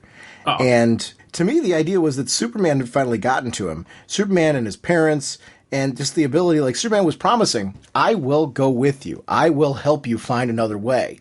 We can use the Ark to bring those people over to our world. We can find a way to cohabitate. Let's find a solution to this problem. Let's think outside the box. And let's stop what we're doing. Do we need to find your people a new world? We can do that. Let's try to find this way to do it. But we can explain to the government, like, here's what we're doing. We're trying to save people and handle this peacefully. So Superman's really trying to, it's funny.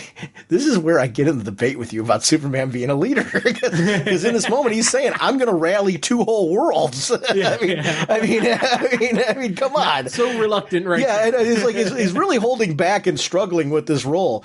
But it does go back to you and I had a very different idea of what leadership looks like, as far as how we were seeing it. You were looking military and I was looking at this. This is exactly what I mean. And that's where I eat this up, because he is being, in my mind, what a leader is here. And I am clarifying that because I'm really not trying to egg you on with this. It's not my goal.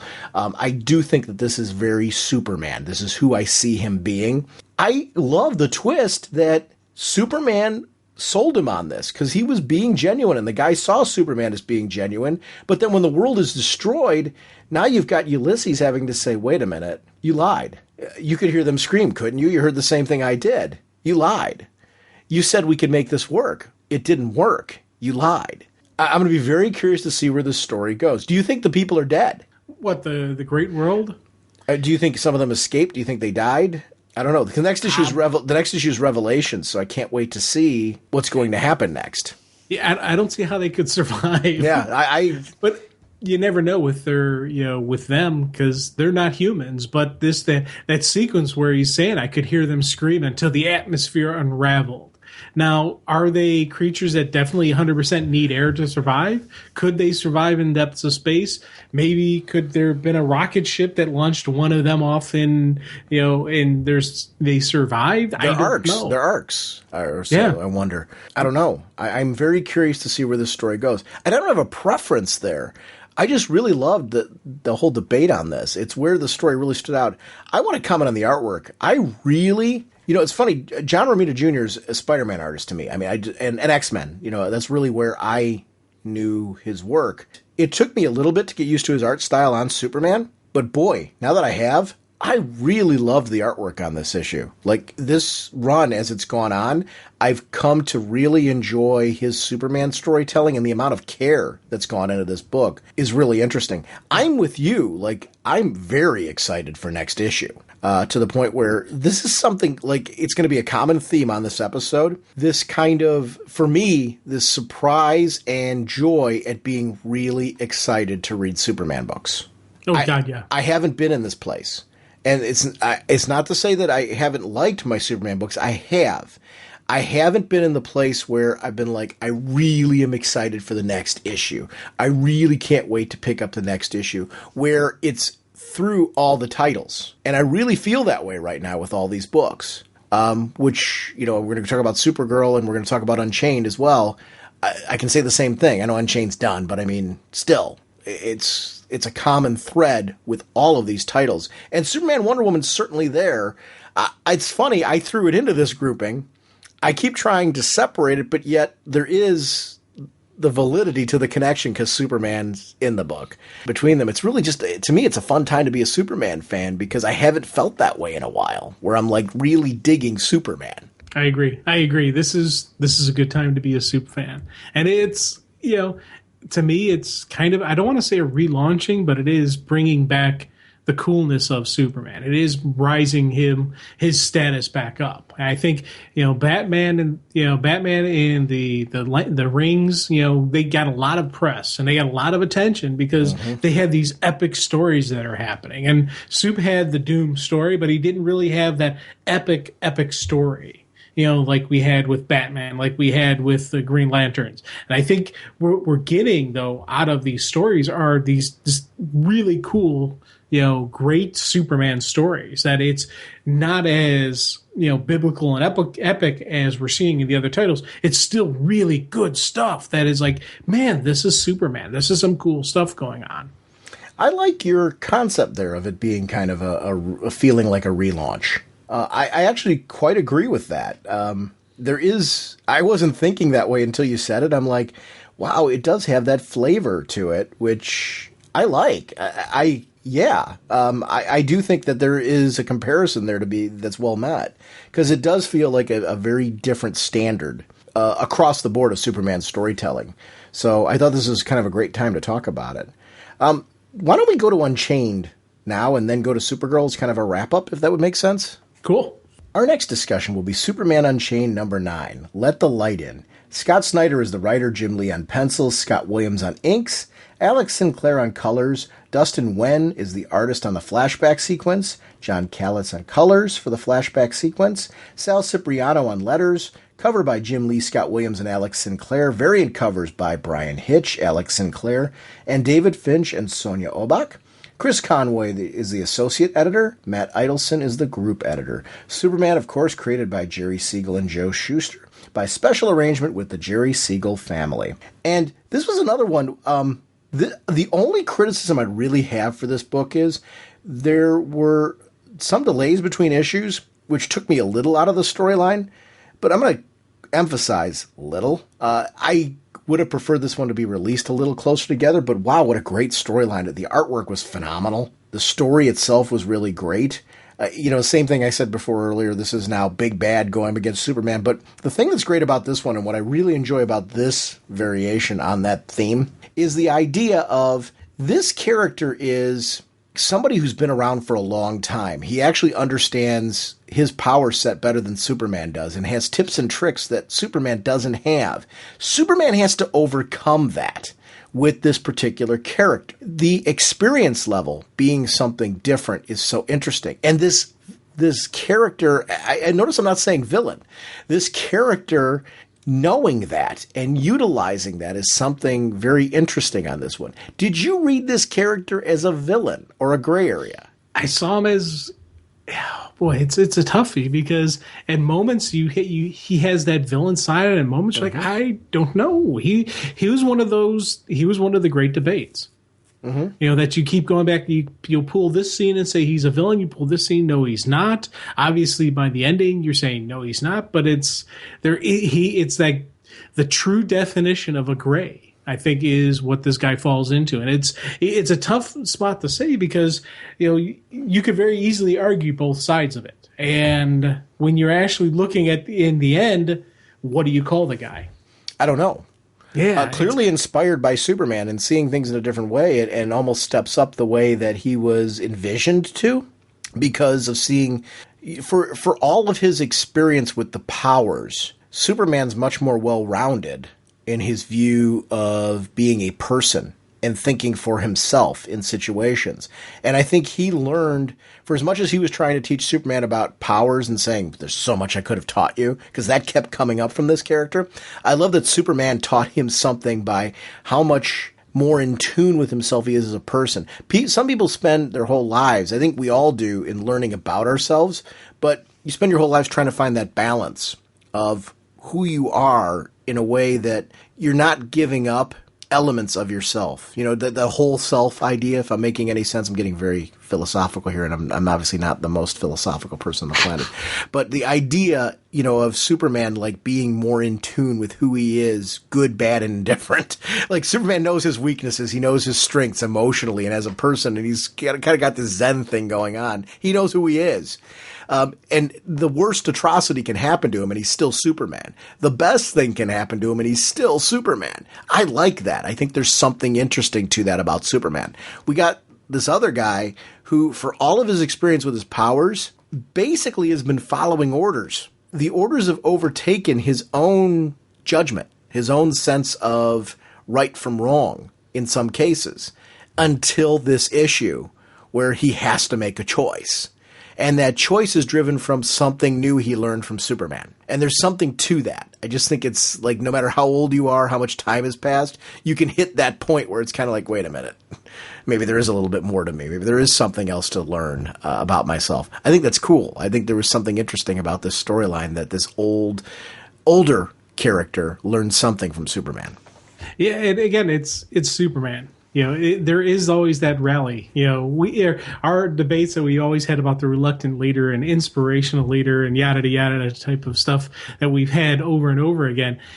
Superman does and is the inspiration of hope. Yes, he does inspire people, and he does go beyond that. And it's because what some people would say is his greatest flaw is also his greatest strength, and that is his belief in people. That is his belief that there's always going to be another way. I don't need to kill because I can always figure out this. I don't need to let 6 million people die to save this other, to save the great world, because I'll find a way to save everybody. And even at this, when he's faced with this armada, that there's no way Superman can beat unless he takes the super solar cell and supercharges himself and, dies in the process.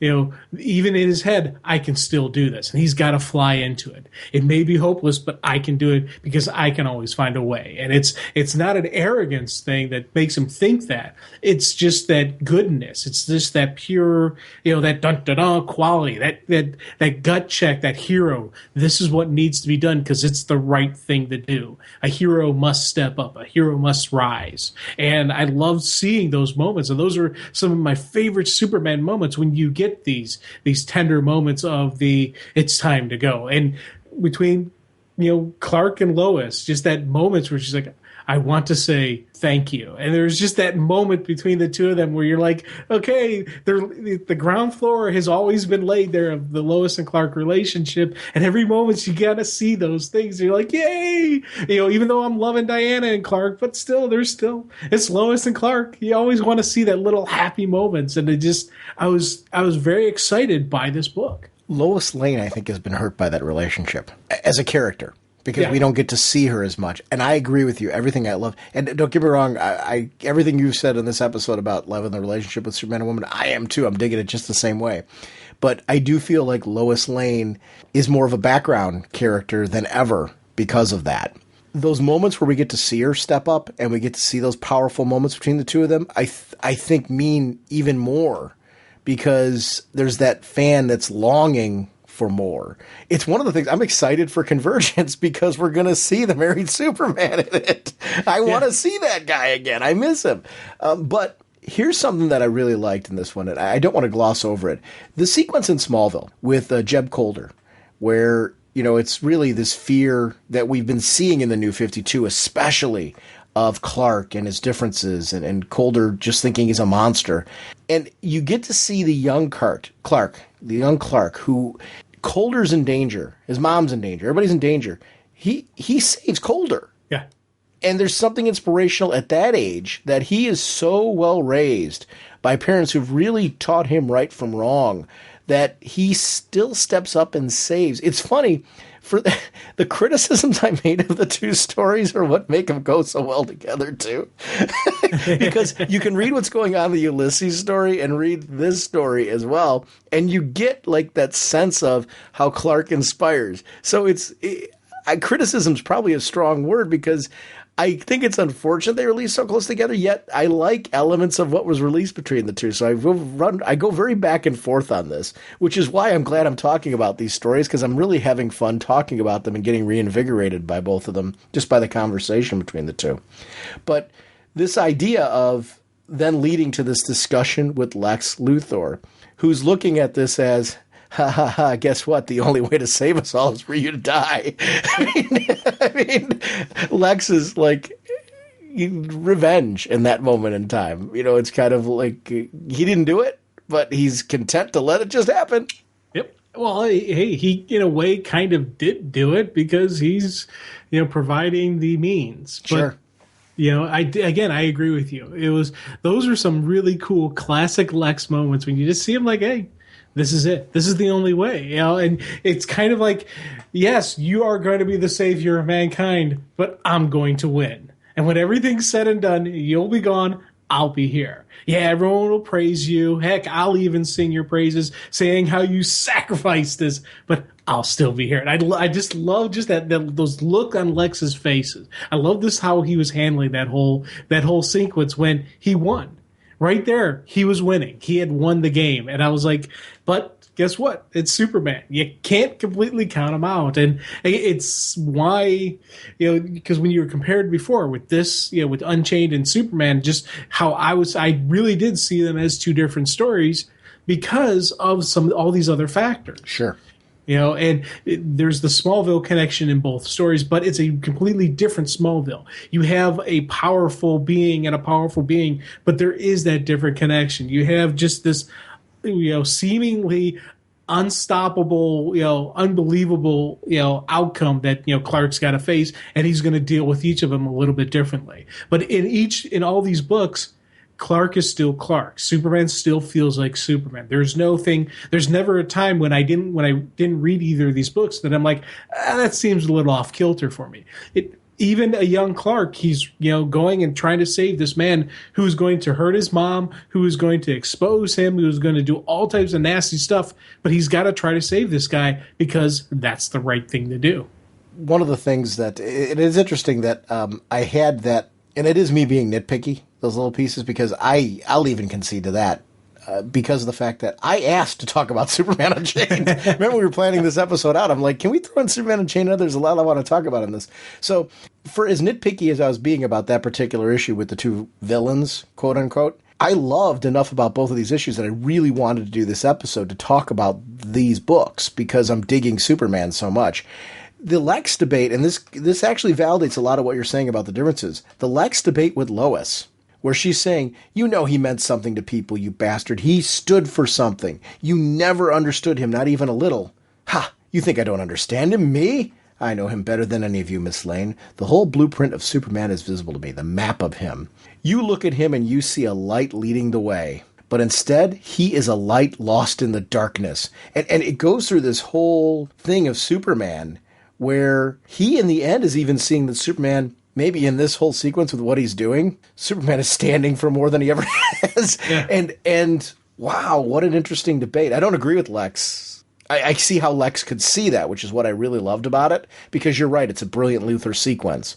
I tend to agree more with Lois in the sense that Superman in himself, in what he does, is needed.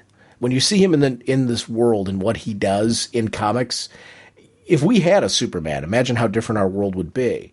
It would have a lot of the issues that they've done in the New 52, and I think that's one of the reasons why I think their rebooting of him has been brilliant, but it hasn't really struck me the way that I thought it would until now. That might not make a whole lot of sense, but I'm really excited reading this now because of these things. And I think it was because Batman and Green Lantern, you mentioned those books earlier, they kept a lot of their histories. It was very vague until some Zero issues what elements of the histories were actually maintained.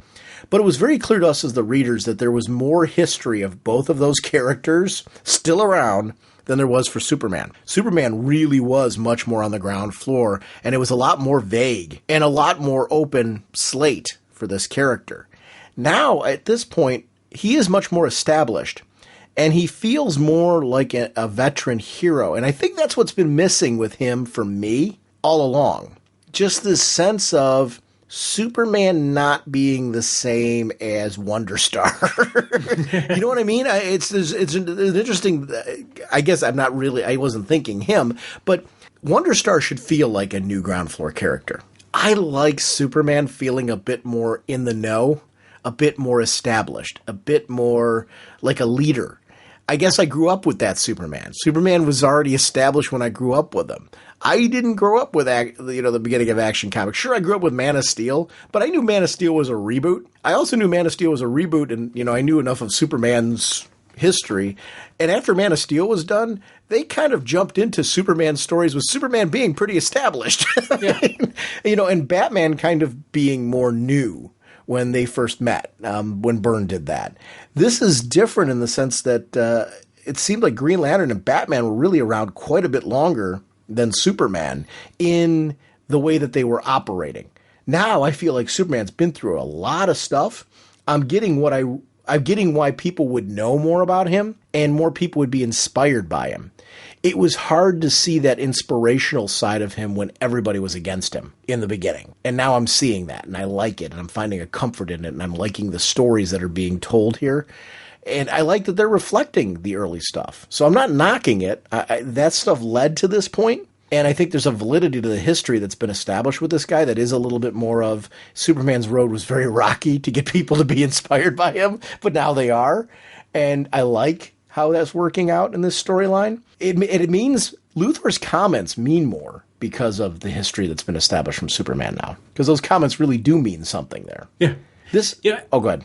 Well, and just going on with with the Luthor comments again, it shows he really does understand Superman, but he is clueless. Yeah. And it's Luthor's great weakness that he has is the fact that he, one, doesn't think he has a weakness, and two, he can honestly he is so intelligent that he can convince himself that he doesn't have a weakness. And that's his great weakness. Well, Clark's great weakness is he knows he has a weakness, but he'll push forward through, even though he has that I must go forward. I must try it, even if it means my death. He has that, and it's, people will say that's his greatest heroic quality, but it's also can be his greatest weakness.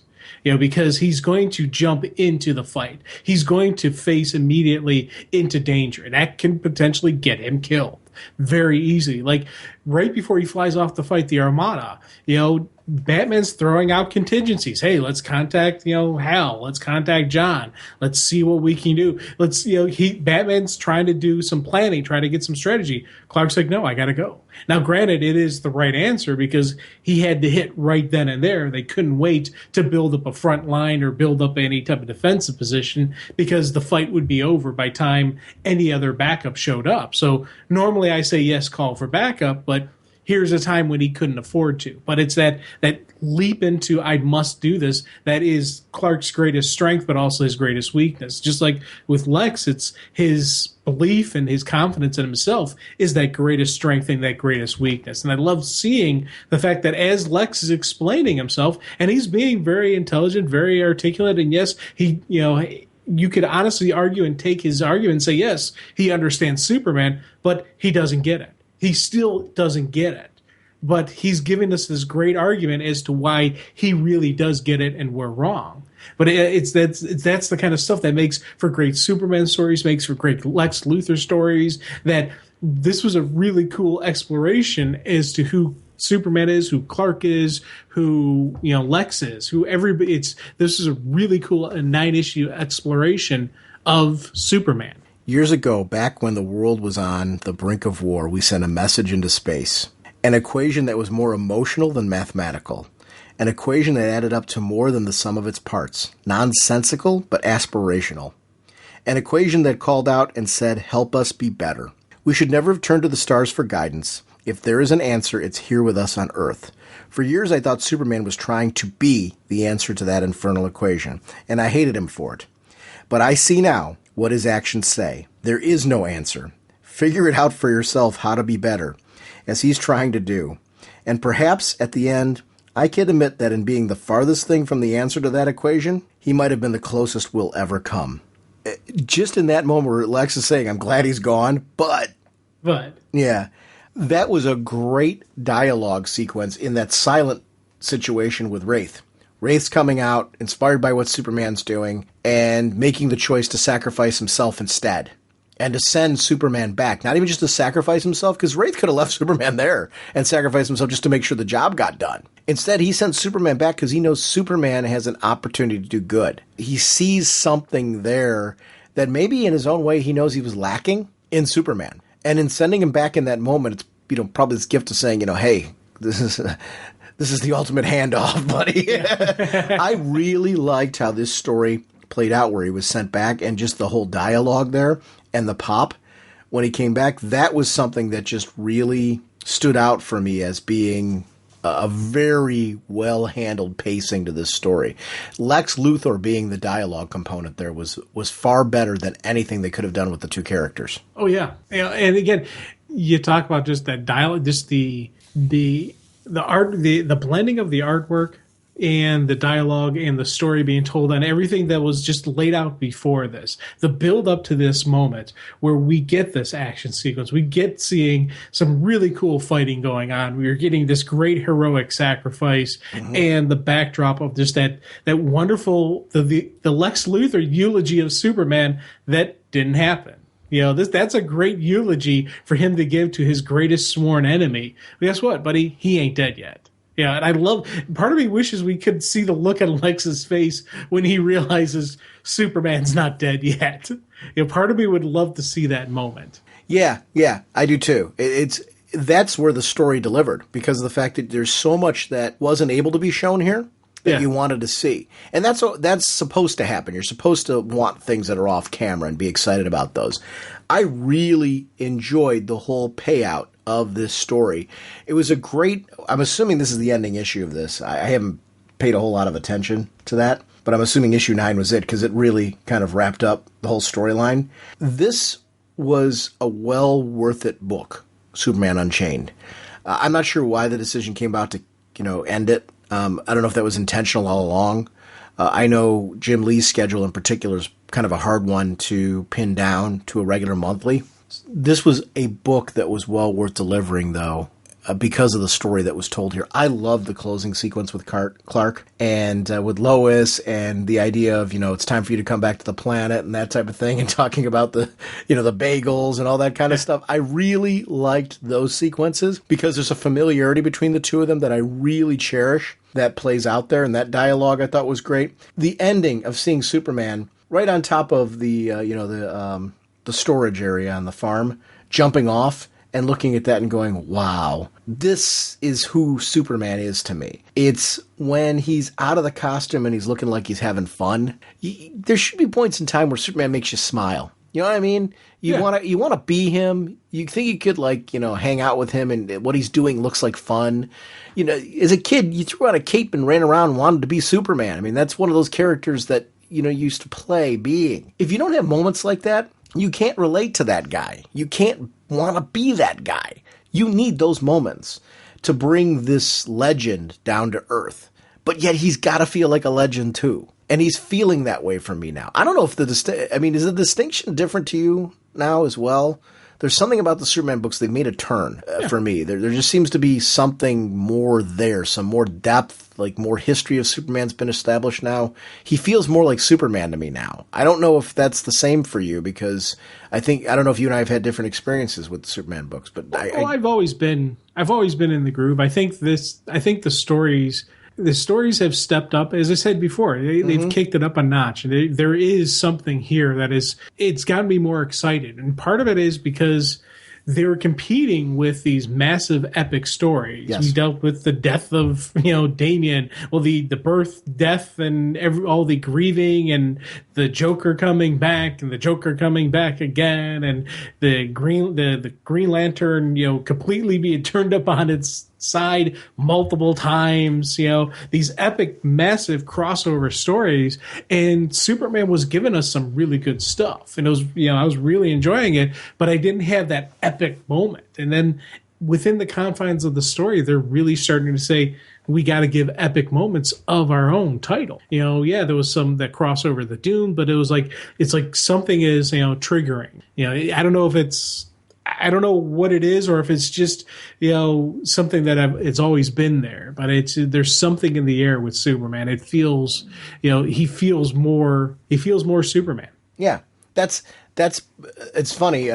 It's a very simple way that you put it, but I totally think you nailed exactly what it feels. It just feels more Superman. And that really is what I'm experiencing right now. He just feels a little bit more Superman than he has before.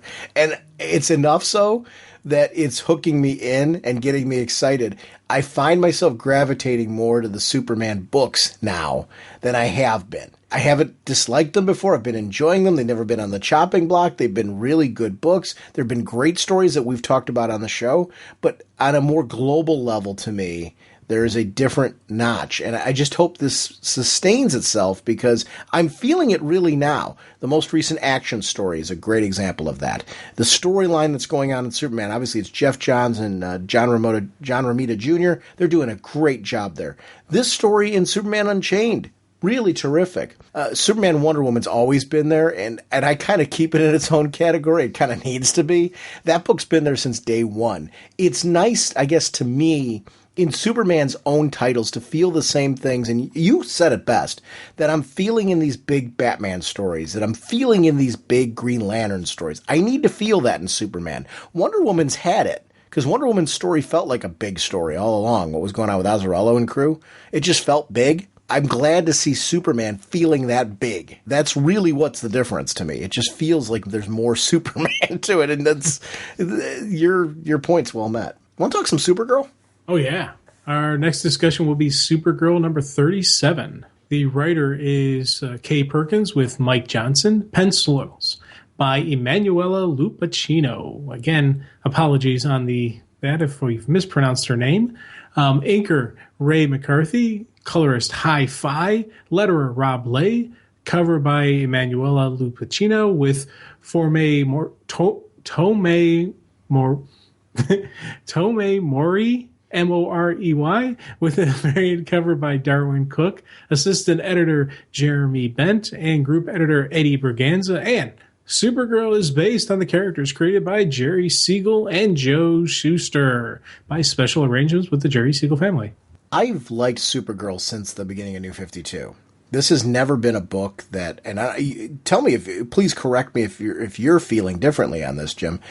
This has been a book since the beginning of the New 52. For whatever reason, I was into Supergirl since Jamal Igle was on. That whole run, I really enjoyed what they were doing with Supergirl. They made me a big fan of the character. When they kicked off the relaunch, I was very worried that my interest in her would drop off because they were going to reboot her and she was going to be somehow different. I didn't want her to go back to being the whiny character that she had been for so long. They did a really good job of making her feel alien to our world and trying to get to know our world, while at the same time not making her unlikable. That's the key difference. So I've always liked her. I've liked her journey.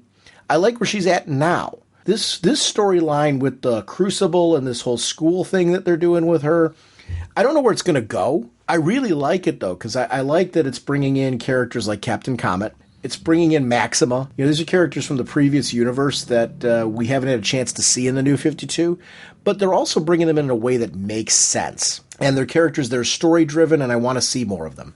Oh, God, I agree with you on the coolness that is Supergirl. Again, we said there's Superman is more Superman. Supergirl has been just, when the character came back, I was like, oh, okay, this is kind of neat with her, being the alien out of water, not, knowing and not understanding English at first, and just her trying to come to grips. And then as they introduce more characters, as they introduce more people for her to relate to that aren't Kryptonian, just her dealings and, and getting a connection, her humanity, her personality. As it's coming out, it's been kind of neat. And then we add this whole Crucible thing. I'm like, I like this. I really dig seeing her at this academy, at this school. First thing, of course, always makes you nervous because whenever they introduce something like this, I'm like, is this really a training center? Is this really what they're saying it is? Or is this some way for some giant superpowered evil entity to try to conquer Earth? Are they going to try to implant something in Supergirl to make their agent? Are they going to try the brainwashing thing? Where is this going to go? Is this on the up and up? And it's something that, when they first introduced it put me on my guard. And as they're breaking this down, as we're seeing more of this, I'm like, I think this is paying out. I think these are going to be good guys here. Let's see where this goes. And I like the fact that it's a new way for me to get behind Supergirl and get me interested in who she is, where she's going. I always had that, I always liked her, after the relaunch. But now, again, this is taking me to another level of where's this going to go? Who's she going to be? How is she going to react to these people and deal with, all these other aliens out there? I liked in the first part the meeting she had with Clark, where she was trying to work at the coffee shop. She's trying to have a normal life. She's trying to fit in. And Clark's very worried about her powers. Even though she's the older of the two, technically, she hasn't been exposed to her powers quite as long as Clark. Hasn't had some of the understanding of how to deal with the powers that Clark has. She also, and Clark has alluded to this many times, could very well be the more powerful of the two. And that's something that needs to be worried about. So this idea of, I can go here and actually be trained and learn how to use my powers and things like that there's an interesting thing to that. I'm with you. I like the foreboding nature of this storyline where, sure, it sounds great, but as we all know, those things that usually sound great in comics don't usually wind up being as great as they sound. And that's always very interesting. And this is, I think, where this storyline's ultimately going to go. But I don't know that it's going to be that simple. I think some of the characters that are here are very much who they say they are. I think Comet is very much who he says he is. I think Maxima is very much who she says she is. So I think it's going to be interesting to see how this storyline all plays out in the end with these characters. And are we going to see a regular team or supporting cast that Supergirl's going to work with? Yeah, and it's funny because you mentioned Comet and just Maxima and just seeing them reaction and just her interaction. It was something I liked seeing when she was, with the Legion of Superheroes, when she was, on that team and she was interacting with them. She's dealing with people of superpowered nature who are similar age and just that similar background. They're all kind of a little bit lost in the world. And I like seeing that each one of them have their own strengths and weaknesses. You know, Comet being the, hey, ladies, how you doing? Yeah. And then Maxima's like, argh! She's got that intensity to her. And that complementing with Supergirl, where even that point, please tell me the males on Earth aren't like this. You know, it's like, well, they're nice, I guess, because she doesn't really know people. She only knows one person, and he's nice. So I like seeing just, again, Kara just kind of trying to figure out who she is when she's in the lecture, when she's in the dissecting lab. She's having a normal kind of experience, and it's kind of neat seeing her do this and get connected to this. And again, it was the whole time I'm like, please be real, please be real, please be real. Don't let this be a setup. I love the Corstus bit, the professor of tactical theory. Yeah. You align yourself with Maxima. Why? She's not aligned with me because I think she's telling the truth. And what if she wasn't? What if I told her to publicly contest my facts, to see how the class would divide, if at all? It's your job as leaders to get as much information as possible before any strike. Innocent lives will depend on it. I loved that debate because there's truth to that. Kara's going off of instinct. There is no factual backing. She just believes that what Maxim is saying is true and believes that the professor's not listening to her. She doesn't know whether or not it's true. And I loved that. I loved every bit of that debate because I'm like, you know what? I probably would make the same mistake if I heard something like that. And there's a point to checking your facts before you jump on a bandwagon. I think half of the internet should probably do that if you take a look at the way people respond to blogs. I mean, it's kind of a reality. But I don't know that that's not a human nature to react emotionally to a situation before getting facts. His point's well met. From a tactical standpoint, no, you should back off a little bit. You should get some facts, make sure your information's correct. Then, if you have that information backing you, absolutely speak up and defend because you have factual evidence backing what you're saying. There's actually something intelligence backing that decision. We, as a society, are guilty of this. I think it's very contemporary. It's good stuff. It's really great writing here in that sequence. I love that. The thing that always got me on this sequence, because I agree with you about, how this was a really cool exploration on tactics, but you think about it, this is a school not just training. This is a school about training leaders. Yes. And when you get that leaders, you do have to have that backing, but there is something to that leader who goes with their gut, who goes with their instinct. Kara knows Maxima well enough that she's like, Maxima's not just going to throw something out there. And, she believes it's the truth. I think she's telling the truth. If Maxima's going to say this, I'm going to back her. And part of that is the strength of a leader there. Wait, hold on. I'm going to stop you there. Okay. How does she know her that well? She hasn't been with her that long. I'm going that's with where his point's a gut. It's that gut. I know this person isn't the kind who would throw out rumors. Now, she doesn't really know her that well, but it's that when you meet somebody and the BS meter is going off on this person. With Maxima, the BS meter does not go off at all. She's a straight shooter. This is boom, boom, boom. So how does she know that? So Kara's going by that. How does she know that, though? The brief interaction that they've had. But see, I think the second you say that, I think you're defending his argument. Oh, no, hold on. I'm not really arguing with him. I'm just kind of throwing out something else there with, again, it's the tactical, it is a leadership. But there is something to that gut. But going off of what you're saying, because you're making a point about strong tactical leaders, the strongest tactical leader, if they really know their team, can go off of their gut much easier with that team than they can if they don't know their team at all, which is the point that he's making. Right. Okay. Yeah. Because going off of a military standpoint, if you are a general and you're going into battle, you are going to want your squad leaders, your people that are going to give you really factual information to be people that you know and trust, and you know from gut instinct that they can give you quick information that's quick hits. And you are not, like you said, you're going to be able to go with your gut and go, okay, I know these guys. I know that the information they're giving me is just going to be the right information that I need to just make a decision and go quick, because we got to go quick, which defends everything that you're saying. But if you're with a bunch of rookies, people that you've known for a couple of weeks, there's going to be a very different thought process there and a very different tactical process there because you can't do that. You can't trust that on the same level. It's an interesting debate. I think here's the thing I love. The discussion you and I are having validates this whole issue. I'm talking about the entire issue of Supergirl, how it's been crafted. Right. Because again, this is a real school. And here's the thing how I look at it. Okay. Batman is a general. Supergirl is showing a lieutenant leadership styles. Both of them are leaders, but both of them look at pictures differently. Spoiler. The general does look at the big batter. Spoiler and any new Robin. Say again? Spoiler and any new Robin totally validates what I said before. Batman and how he reacts to Spoiler and any new Robin. I'm glad you used Batman because you just made my argument for me. Right. See, okay, Batman looks at the bigger picture. That's what a general will do.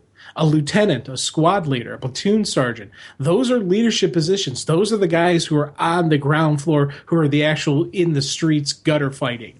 Those look at things a little bit differently. Those will go more on instinct. Those will go more on training. Those will go more on, reaction to the fight. They know, okay, we're taking fire on here. We're going to do this, this, and this. Whereas the general will look at the big picture. And that's why a general will look at that rookie, like Batman looks at that rookie saying, hey, I want to make sure they're trained.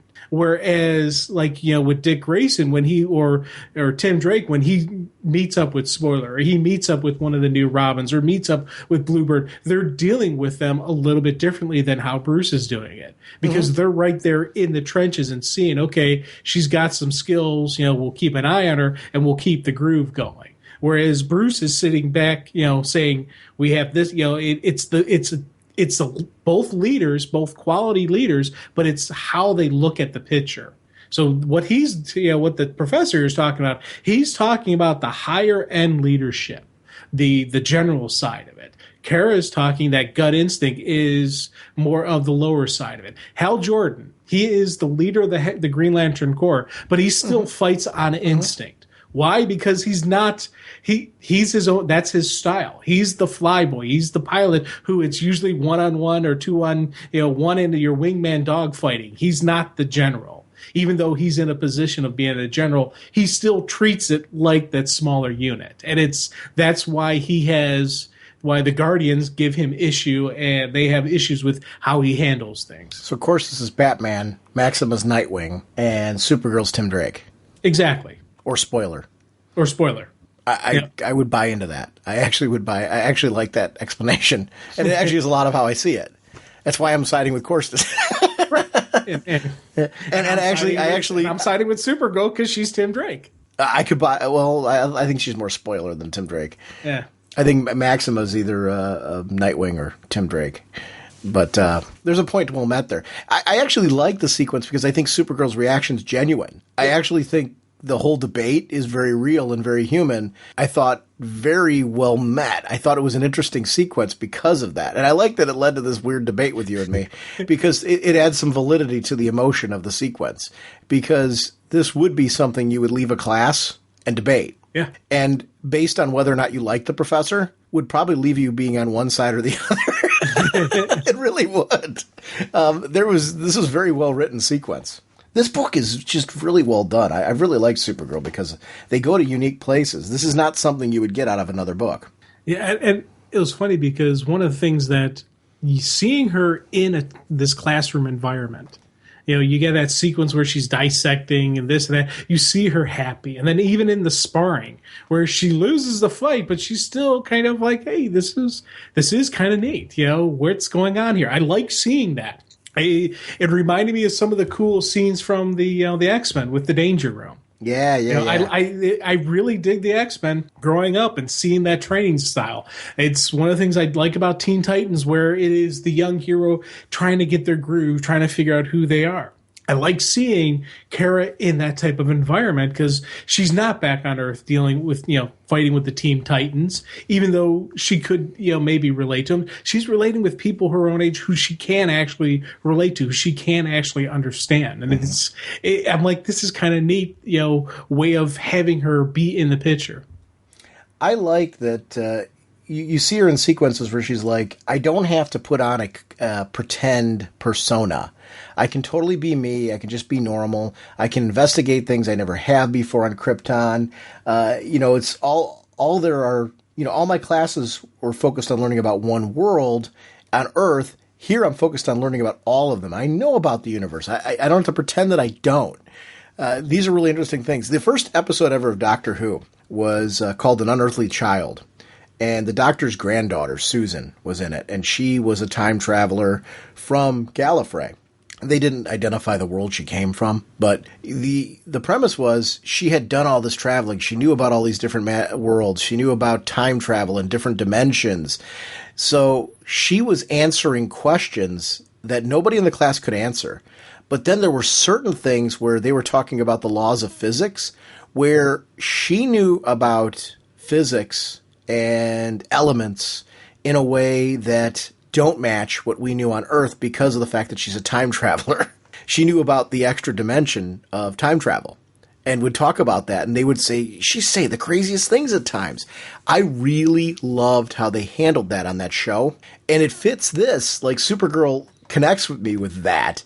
This idea that Supergirl in normal Earth classes and normal interactions with Earth teenagers wouldn't be able to relate the way that she would with people on the Crucible who see a picture that's more similar to the one that she's used to.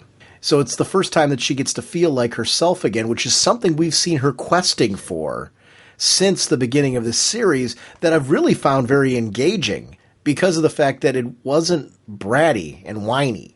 It's a really good handling of her. Oh God, yeah, because we saw her in an Earth classroom and it didn't go well for her. She didn't fit in. She doesn't understand them, and it's so here is a world that can understand, but also I like the fact that as this is going on, as she's training, as we're seeing this, we are seeing this meeting of the council, the High Council of the Crucible. They're having debates about what is the proper, where do we go from here? It's not just about training these heroes. There's other ulterior and possible motives going on. They've got, and it's noble intentions because there's all these wars, all these things going on through the universe, and they need to do something about it. But is it right? Is it wrong? What is this? The cloning, and is this type of process too dangerous, or should they not do this, or should they? It's where's this going to lead? Is this going to end up being the downfall of the Crucible, or is this something that could turn around, or what is going to happen next? And I love the fact that throughout all this coolness of this classroom, we have this one page where they're talking about there's something more to this Crucible. It's not just a training site. There's going to be another story that's going to get a little bit freaky now. Yeah. And I was very happy with where it was going as is. I did like her training session with Comet a great deal with the clones.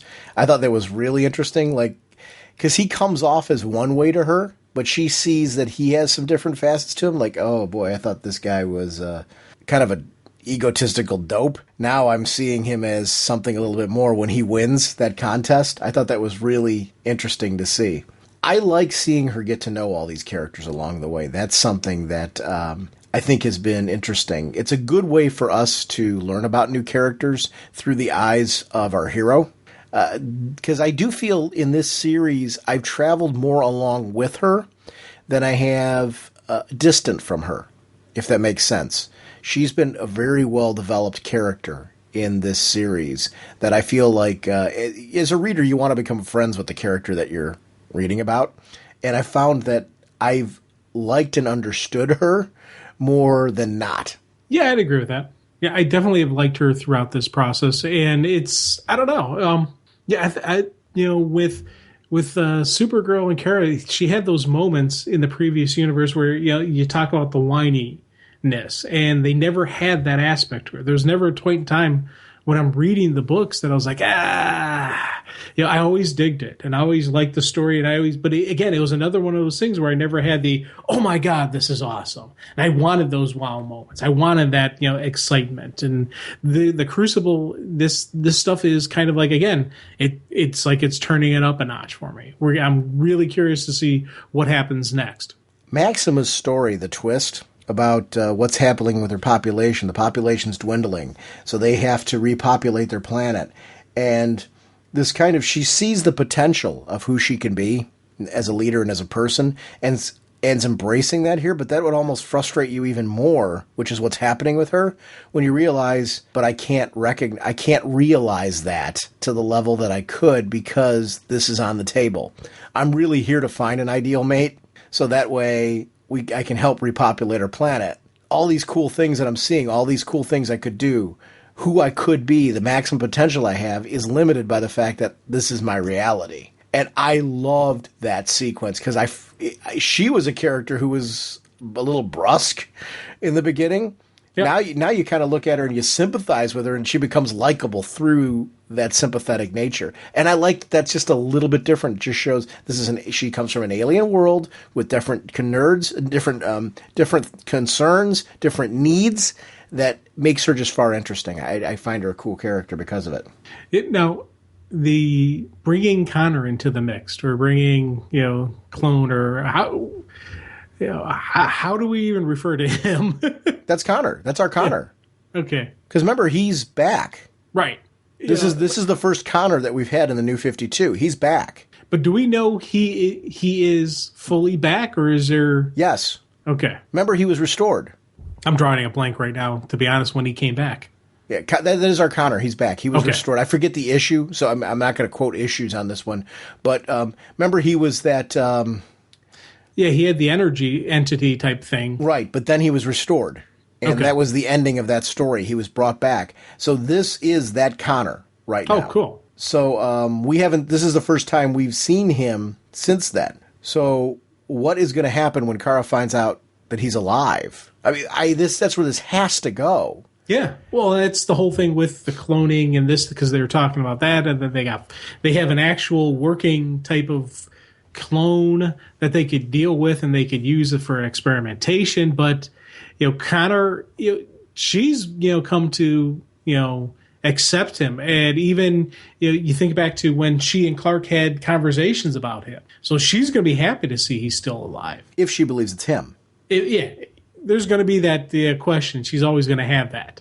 But, it's neat seeing him go through this because he's in a journey himself, with him meditating with the Buddhist monks, with him, I'm not sure where that is, but he's various parts of the world just, trying to find himself. So when they pick him up and bring him to the mix, that's going to kind of, again, I want to see her and him interacting. I want to see where that goes. I do too. So I just went to go double check. It was Superboy issue number 34 at the very ending of the storyline with that one clone, Connor. They fought and Connor was restored at the end. That was the very ending of the issue. Okay. So then that led to the Superboy Future's End issue, which was the 5 years later. But that was where he was restored for our world, was issue number 34 of Superboy. That was the last issue of the series, other than the 5 year later's issue. So that was when he was restored. Well, this storyline continues on right now to Savo and his brother, and realizing that the people that were there before them, the team members that were there before them, actually went rogue and bad, which goes to what you're saying earlier. There's something a little bit more to the school. What is the secret to the school? What does it do with its students that don't, that fail, that don't make it through? There's more to be told with the school than what's showing here. I find this a really engaging story, again, because it's very Supergirl. It's very unique. It feels different, and it builds off of what we've already seen before with the character. This is another one of the Superman books that I'm like, wow, this is really interesting and unique, and telling a cosmic kind of story that fits what we've seen from her with Red Lanterns and stuff like that with the character that I've been really quite enjoying. Yeah, I'm hoping that we don't get a body count here. I'm hoping we're able to survive some of these people, because these are cool characters. Mm-hmm. You look at, Savo is, the cat dude who he initially came off one way, but by the end you're like, he's kind of that goofy, fun-loving kind of guy. And then you get to his house, his mother's dead, his brother's got a knife to his father's throat, planet's, pretty much destroyed. It's, you feel bad for the guy and you want him to survive, but where's this going to go? And again, I keep asking myself, where's this going to go? Where's this going to go? Where's this going to go? And when a book has me going, okay, what's next? What's next? What's next? That's a sign of a good book. Oh, yeah. It's a sign of something I'm enjoying. And again, this is a really cool Supergirl stuff going on, that she's dealing with these superpowered beings, but she's got this great interaction with the team. This is a very plus for me as to where her current direction is. I love her dialogue at the very end. I was foolish, finding myself at that incredible school, learning new things, meeting new people. It was the closest thing I'd been to a normal life in a long time. I'm beginning to think I'll never learn. Yeah. Just such a great line, especially knowing her history and what's happened when she gets close to people. This kind of thing happens, and it tends to follow around. But it's a great book. I'm glad we had a chance to talk the super stuff, because I've been really enjoying it lately. The past few months have been very, very Superman-centric for me. It was great to see these books kind of rise up the stacks again and feel super. I mean, they really feel like books that I'm interested in reading, and not just one of them, all of them. That's a pretty pivotal key for me. There's always been a Superman book that I've been interested in since the New 52 started, but there hasn't been this time where it's been all of them at the same time or on this kind of level, if that makes sense, which is why I found this unique. Aside from the very small criticism I had, which I do think is nitpicky, about the similarities between the villain type in Unchained and Superman, and those were very nitpicky comments, I found, for the reasons that we stated here, those stories continue to be very engaging. So Superman books are really hitting very high notes for me right now. I'm glad we got to talk about this. You got to be really giddy as the Superman fan out of the two of us, because it's been really a great time to enjoy Superman. Oh, definitely. Yeah, I am. Again, as I said, it's rising up. It is, he's more Superman, but everything is really firing on cylinders. I'm very happy because, I always, I was, I felt kind of bad because I wasn't gushing as much, about the Superman books as I was the Bat books or as I was the Green books. Mm-hmm. But now the Sup books, they've always been good and they've always been, it's always been cool. But there's something, again, they're building and it's coming out. I'm like, this is neat. I want to see where this goes. I want to see what happens. There's, when action comes out, when Superman comes out, I'm jumping on those books. When Supergirl comes out, the Superman, Wonder Woman, have been just, has just been stellar. So I'm very happy, very, very happy. Hope this craft can withstand this powerful force. Hey guys, this is Jonathan Sokolowski calling from Connecticut. Just letting you know, been a fan for about a year. Love what you guys do. I thank you because I'm a musician and I have a pretty large number of people I know and friends, and none of which share my passion for things. So can't really talk to them much. They just tell me to shut up, but I do it anyways. I'm just calling to comment on this week's show, wrapping up the God Hat event in the Green Lantern books. Overall, it was cool to me. I just disliked the ending, how Highfather just woke up, basically after Hal told him, hey, what you're doing is wrong, which people had told him the entire event. The entire event he was told of what he was doing is crazy. And then Hal said, a couple words to him, and all of a sudden it came to him. It just was a little bit convenient for me, but overall I thought it was amazing. Amazing might be a little too much, but it was good. It got me interested, and it got me buying Green Lantern books again. It was pretty good. And again, just thanking you guys for what you do. Keep it up. And if I had one request, I'm not sure if you guys ever touched any of these books. I've listened to most of your stuff. I can't remember. But the Vibe book that was in the New 52, their redo of him was fantastic. And I would just love to hear your guys' thoughts on it. Have a good one. Happy New Year. Hey, it's John Sokolowski. I just forgot one thing. I wanted to ask. I was looking into getting into one of the DC War books. I'm not really a fan of any of the other publishers, so I was looking at one of theirs. I just was wondering if you had to choose one out of Blackhawks, GI Combat, or I think Men of War. Yeah, those are the three. If you had to choose one of those three, one and only one, which one would it be? Because I'm looking to get them digitally since they're $1 cheaper, and the first issue was only $1. So, I'd just like to know if you had to choose one of those three, which one it would be. Thank you. Bye. The Vibe book, actually, let's start with that. the Vibe book, we didn't really talk about that on the show, which I'm realizing now. I think we may have mentioned an issue of it. I don't think we had it. It was one of those things where it has to do with time. I got to be honest with you. It really has to do with the fact that there's so many books, there's more than 52 books released usually in most months. And, there's only so many hours in a day to talk about. And we just never got to that one, really. What were your thoughts on Vibe, as a title? I dig Vibe. Again, it was a little bit of a different take and a little bit of a different groove of the hero. It was the everyday guy who did get these powers, who's trying to figure out. He was one of those. He's trying to piece it together. He wasn't, a billionaire who trained his whole life to do this. He wasn't the Smallville, Kansas farm boy who is really from another planet. He's just an everyday guy who got this powers, and he's trying to figure it out. And he has he's a teenager. He has all these heroes that he looks up to, saying, "Hey, they're doing it. Maybe I can do it. Maybe I can be the next hero." So I kind of digged that kind of groove that he was putting out, and the stories that were told, they were kind of fun. So Vibe was definitely a good read. He was one of those characters I wish they wouldn't have. I wish would still be around, and I wish would still have done something, because he went from Vibe to, the Justice League of America, and then when that kind of went away, he went away. And I was like, he's a character that I always felt they could have done more with him. Just like, Jaime, with Blue Beetle. He's a character they could have done more with him. I don't know what, and I don't know how, but, he's a neat character who had a lot of potential that I don't think ever really got its full potential. I would love to see Warner, now that they've kind of connected a lot of their divisions together, there's DC Entertainment now, which it's multimedia. I would love to see them, and I'm going to say the same thing I've always said about Blue Beetle. Vibe would be a great video game character. There is a way that the character carries himself. He's young, he's fun, he's accessible.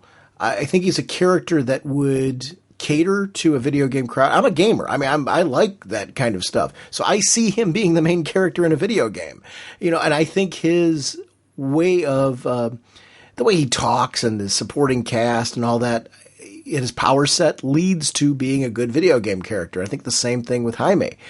I think he appeals to a large crowd. I just think that characters like that really are put out there to target a new audience.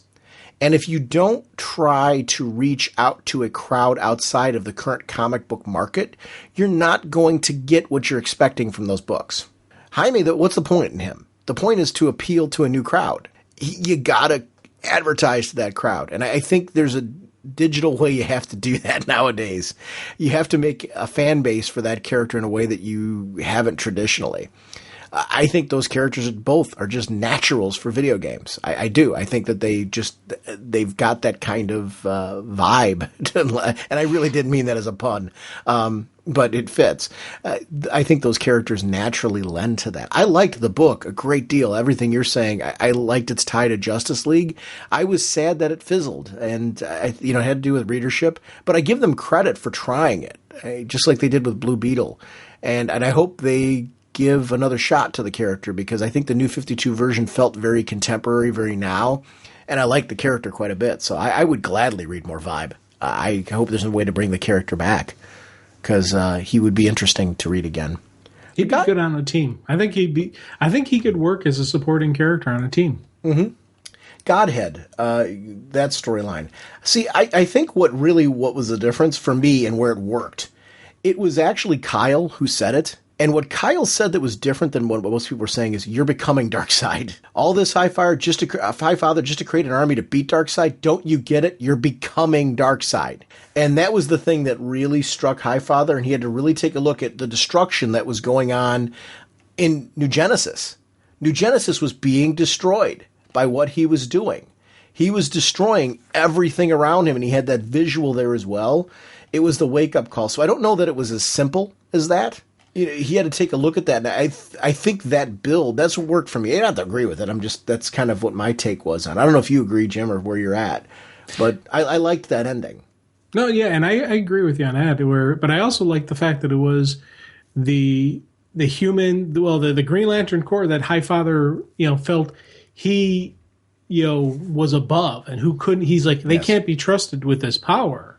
So he was going to take it away from them because they can't be trusted to handle, because he's seeing them rise up. He's seeing them fight back. He's seeing them then turn around and help his people. He's seeing them do the right thing. So it was kind of it was a humility thing as well on, as to the whole thing. It wasn't just Kyle really kind of opening up his eyes, because a lot of people didn't question Highfather. A lot of his people, it's part of the thing with the structure where Highfather says it, we do it. That's how it goes. So there wasn't a lot of heavy debate with, hey, this is wrong. We shouldn't take away, we shouldn't do this. There was, okay, what's next, Highfather? What's the plan? What's the assignment? So there was a lot of kind of groupthink going on with the New Gods. And then you get this band of people who he says are beneath them, who are standing up and rising. And then you get this super powerful White Lantern who's like, hey, you think you have my powers? No, you don't. Boom. And that was he stood up, and it was that moment. And so it was a combination of all these things that was finally that smack to the face. A lot of times we're all stubborn and we don't see what's going on. That was that final wake-up call. So I think it was a combination of all of that playing out at one single time. That's what was the trigger. Myself, I liked all those books, but I liked Blackhawks probably the best out of all of them. GI Combat was really good, and so was Men of War. But Blackhawks was my favorite out of those three. Where were you at though, Jim? See, I'm going to say Men of War. Men of War. The Sergeant Rock book. Yeah, because it's the other. I agree with you. The other titles are really cool, but there was that that pure, more pure combat story being told. And I think, the Blackhawks had some cool fight sequences, had some cool stuff, but they also did have some of the tech stuff. They did have some of the politics and things like that were playing out. And, so and again, all three books were good, but if I have to just pick one, it's Men at War. Okay. Yeah, I liked Blackhawks. I liked because of the team. I really liked the team dynamic between them. I liked that each member of the team brought something unique to the table. And there was some intrigue with the team that was really interesting. It's funny, all three of those books that were mentioned, I wish it had longer runs to them. Yeah, but I'm glad they gave them a shot because I really enjoyed them. Hey, Sam calling in from Seattle again. I haven't called in a little while. I'm kind of backlogged on the podcast, but I thought I'd mention I got for Christmas a absolute edition of Darwin Cook's The New Frontier. And my God, this collected edition is great. I can't stop just looking at it. Even the cover, even the book sleeve, the quality in this is amazing. I had no idea. I got it for my wife for Christmas. I had asked for it, and it was $100, $75 or whatever, and she found it for $45, which was even more amazing. But on the topic of absolutes, I was wondering what absolutes you guys had and what would you recommend getting next? Because I'm not stopping at this one. If the amount of quality and detail put into this and the amazing art is just phenomenal. I can't get over it. It's the sketches in the back, even close to the inside, right inside of the cover, the paper holding the binding together is all sketched. It's just amazing. The oversizedness, it's just, I can't get over it. It's one of the greatest editions I think I have. I'm thinking about Identity Crisis next. I'm not sure. What are you guys' thoughts, and what do you guys have? Just curiosity, and hope you guys had a good Christmas or happy holidays. Happy New Year, too. Thanks. Bye. Absolute Batman Long Halloween, which would be one that I would recommend right away. I just think that artwork really pops in that volume. Consistent artwork all the way through that was really great. Crisis on Infinite Earths, the Absolute Edition, because of the both volumes that were in there. I just think as a historical piece for DC with the Perez artwork, it's staggeringly cool. I guess here's one of the things I would say first. This is my personal take, and then Jim, I'll let you respond because you're probably going to have a different way that you go about yours. I always base my ideas first on favorite artists. So obviously, if you're not looking to get every absolute, you just want to get some of the ones. The Absolute Edition, to me, the real key to that is you already loved the story, but the artists that you really enjoy, that would be, I think, the driving factor. So if it's a favorite artist, that's the great part of the piece because their artwork is just oversized. And the ability to be able to really look at some of the details of that artwork would be kind of a key to that one. So I would take a really good, strong look at who are my favorite artists, and I would make those decisions based on that. But those are two volumes I would recommend right away, based on your experience, would be Absolute Batman Long Halloween and Crisis on Infinite Earths. Because of the epic scale of that story, you've got every hero you can imagine and every villain you can imagine in that story from multiple universes. And it's George Perez artwork. I mean, it's gorgeous, gorgeous stuff. And then the other one's Jeff Loeb and Tim Sale, which you can't go wrong with. And they're talking about an epic, oversized, what did we say? It was like 15 issues total by the time you get done with the fact that some of those were oversized issues. That would be my take. But Jim, where are you at on that one? It's a great question. Oh, yeah.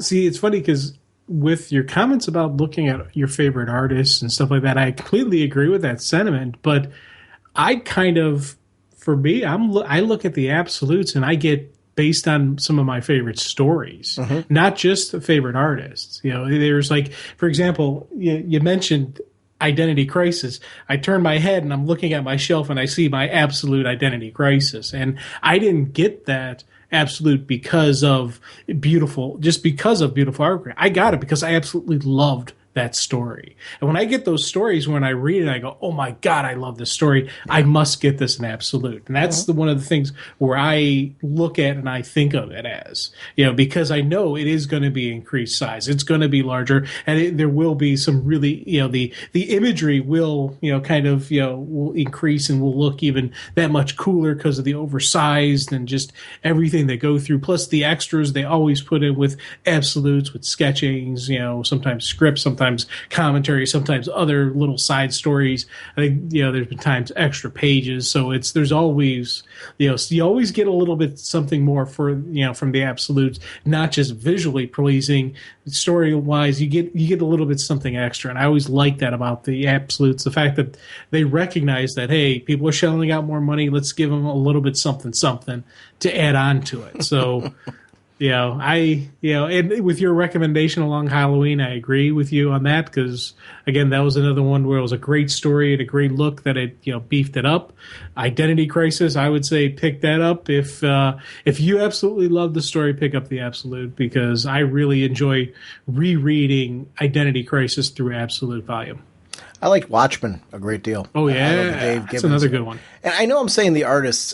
It's not just the artists. Every one of these are stories that your comments are correct, Jim. Every one of these are stories that I love and adore. I liked Hush was a great story to me. And, I mean, you're talking about a great Jeff Loeb story and amazing Jim Lee art.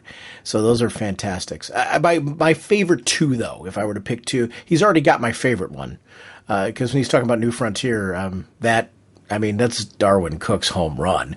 So you got me on that one. That one's gorgeous. So, yeah, good choice. But I would say, building off of that, if I were to go with what my next choices would be, I would definitely say Long Halloween as far as terrific story. Crisis on Infinite Earths, it was a pivotal story in DC's history. So, the story's driving that. George Perez art. I mean, it's just great stuff. Your recommendations are fantastic. Infinite Crisis is another story. Actually, the same thing you could say about Crisis on Infinite Earths. They're almost companion pieces, really, because Infinite Crisis was a follow-up to Crisis on Infinite Earths. So I said Identity Crisis. Oh, I'm sorry. You meant the story with I don't know if he's read it, which is funny. We're a spoiler podcast, but I don't want to spoil what Identity Crisis is. Is there an Absolute edition of Infinite Crisis? Of Infinite Crisis? Yeah. I don't know. I'm looking at the Identity Crisis right now. Yeah, because he even mentioned Identity Crisis. I'm agreeing with him. Yeah, no, I would agree. Identity Crisis, I would definitely agree with. Yeah. For story, I have Identity Crisis. I got an Infinite Crisis probably because I started with Crisis on Infinite Earths. I'm just looking right now to see if. And I got another recommendation. Go for it. Go ahead while you're doing that, and I'll look up if Infinite Crisis has an Absolute. Another one I will throw out is Absolute Superman for Tomorrow. Mm-hmm. Brian Azzarello, Jim Lee. You gotta love it. That was a wonderful story, but that was one of those beautiful books that I I'll tell you right now, I know when we're covering that, I have to have this. I have to have this in absolute just because of that artwork and just because of, everything that had happened in that story. That was absolutely beautiful work. And that was one where, when the name Jim Lee is out there, I will look at absolutes just because I do so much enjoy his artwork and the oversize of it. So I threw out the fact that I do look at the story, but there are some artists that, Jim Lee is on that list of people I would go, yes, just because his artwork is, I love his artwork. So, in the absolute format, it accentuates that. So, hopefully we've maybe helped you out there. You know what I'm thinking of with Infinite Crisis? It's funny that I got on the tangent. I'm thinking of the Omnibus. I'm looking on my shelf. I'm like, what am I thinking of with Infinite Crisis? Why am my head going there? I've got that Omnibus. Did you get that one? The Omnibus volume? I probably did. It's oversized, not in actual size as far as page size, but it's oversized in the sense that it has all of Infinite Crisis, like all the tie-ins and everything. So it's one big contained volume that has the whole meat and potatoes of Infinite Crisis. But it's not really what he's talking about here. But that's where I don't think there was an absolute.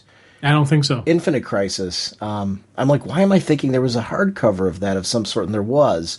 There was the Omnibus, which is the oversized edition. Identity Crisis, though, I'd actually, for the Rags Morales artwork that you're talking about, I would go with that too.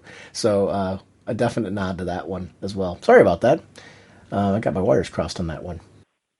Okay, this is Jack Bauer from Redlands and California, and what I want to do is rage about Scott Snyder's run on Batman. I am so loving this that one of the things I love about it is that not only has he done such great definition on the Batman family itself, but the rogues. You guys were talking about the Joker and Endgame, which, I also am loving.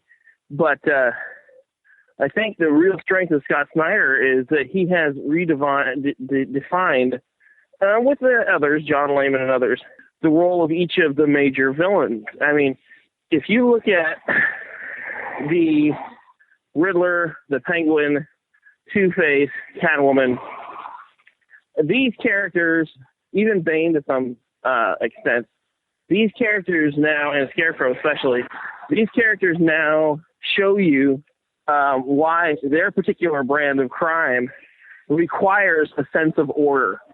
If Gotham City is in complete disarray, Penguin's not going to make the money he needs to make. He's not going to have the political power. If Gotham City is in complete disarray, Riddler's not going to be able to get Batman to focus on his crimes and his games and his puzzles. Scarecrow, no one's going to have anything to be afraid of if Gotham City's in disarray because they're afraid of everything. But the Joker stands alone in not needing any of that. Endgame shows that he's willing to destroy Gotham City, just completely wreck it, bring about chaos, and he would be just as happy as a clam in that mess and still be able to do the rotten things he does in that setting where the other bad guys wouldn't. He is just as big a threat to Penguin and Two-Face and all those guys as he really is to Batman. And that's what makes him unique, at least in my eyes. I wanted to ask you, in the New 52, is there another family of characters that you think has been as well defined as the Scott Snyder Batman? I am a Batman guy like Sean. I absolutely love Batman. He is my character in DC, Penguin really, but you know what I mean. And I want to say that I think that Jeff Johns doing over in Superman, that Superman team, not Jeff Johns alone, but that Superman team is getting Clark into that same well-defined range, even giving him his own Joker, which I cannot wait to see how that comes out. I think Lobo has taken a huge step forward. I agree with Jim. I wasn't a big fan of the previous Lobo, but I'm loving this series. But I think probably the best, in my opinion, is, and again, I love what's going on with New 52. I think Aquaman has really gotten the definition that he has not had in a long, long time since the wonderful Peter David run. And I was wondering if there's any standout characters or character families to you guys that you think the New 52 has just breathed life into, and who do you think would be the next to have that? Anyway, Love the show. Talk to you later. Bye. See, it's funny. I had one answer for him, and then he kept saying the New 52 has breathed life into. Because the Green Lantern family, certainly before, although he's using Batman, which had certainly an intense amount of life before, I would say the Green Lantern family certainly has the same quality of depth as the Batman books do. Since the creative changes, I think that the very talented team has done a great job. You mentioned many times your love for when Guy Gardner became a Red Lantern and our exploration of him. I think Jon Stewart has had an opportunity to really stand out as an interesting character, especially when he was given a relationship that I think was a home run. It was great to see that side of him and some depth with that character. Kyle Rayner has certainly benefited. Hal Jordan. Those are, it's a whole family of characters. But then, besides them, you're dealing with the newer Guardians that have been fleshed out and are very interesting to follow, along with a lot of the supporting cast members. St. Walker, who wasn't like hoorahing and high-fiving with his arc. So I think that family has certainly benefited from the New 52. Swamp Thing was a character for me that I thought I don't want to say no interest in. I just never read a lot of Swamp Thing and Animal Man. Those are two characters for me that were very well defined. I know Animal Man's not published anymore, but I think that was more due to Jeff Lemire moving on to Justice League United than anything else. That was story driven, but that was a character who I adored. Aquaman, his point's very well met there. I think he's benefited from the New 52. Is there ones that are standing out to you, Jim, that you're like, wow, these characters are really defined in a way that they haven't been? Because this real question, the second one afterwards, is a different layer. Who weren't defined previously, because that's an interesting twist on it. That's where I go to characters like Animal Man and Swamp Thing. And why I use Swamp Thing is because I think he's a character that hadn't really stood out in a while, the way that he had been known to in the past. And I think he benefited from this. But is there somebody from you? Well, I think the Ring books are really, the New 52 has really helped the Ring books, just develop, and all of those titles, all of those characters have just been something that have grown up, have really just grown and developed. We talked this episode about the Superman and the Superman universe has really just kind of rised up. So that's something that's coming through down the pipeline. Love all references to Aquaman, how the fact that the New 52 was the greatest thing to happen to Aquaman, just as a character, as his backstory. We're adding the others now, and just everything that is, going with Aquaman. You're like, yeah, he's not just the guy who talks to fish. There's something more about him, and he's got his own style and his own persona. So he's something that, someone that has grown throughout this. Oh, I got one. Okay. The Flash. Yeah. One of my favorite books going right now. Prior to the New 52, The Flash was stumbling. That's not to say I didn't like Flash books. I did, but they were trying to find their way, like trying to find that Flash book. Barry Allen benefited from de-aging. It was one of those characters that really, they were having trouble figuring out how to recapture the kind of Flash book that represents the Flash as an interesting character. And I think it's something that I enjoyed many attempts since the Jeff Johns run on Wally West. And you and I talked about a number of those on the show, but I don't think that they hit one that was more of like a universal pleasing book, the way that they have with this Flash with Barry Allen. I think they've done a really, really good job, and I'm going with both creative teams that have worked on that book. I've really enjoyed what they've been doing with the Flash in New 52. I think he's really benefited from the reboot. Oh, I agree completely with you. Definitely the New 52 has been great for the Flash, and I think he's going to be one of those characters who the next big pop is going to come from.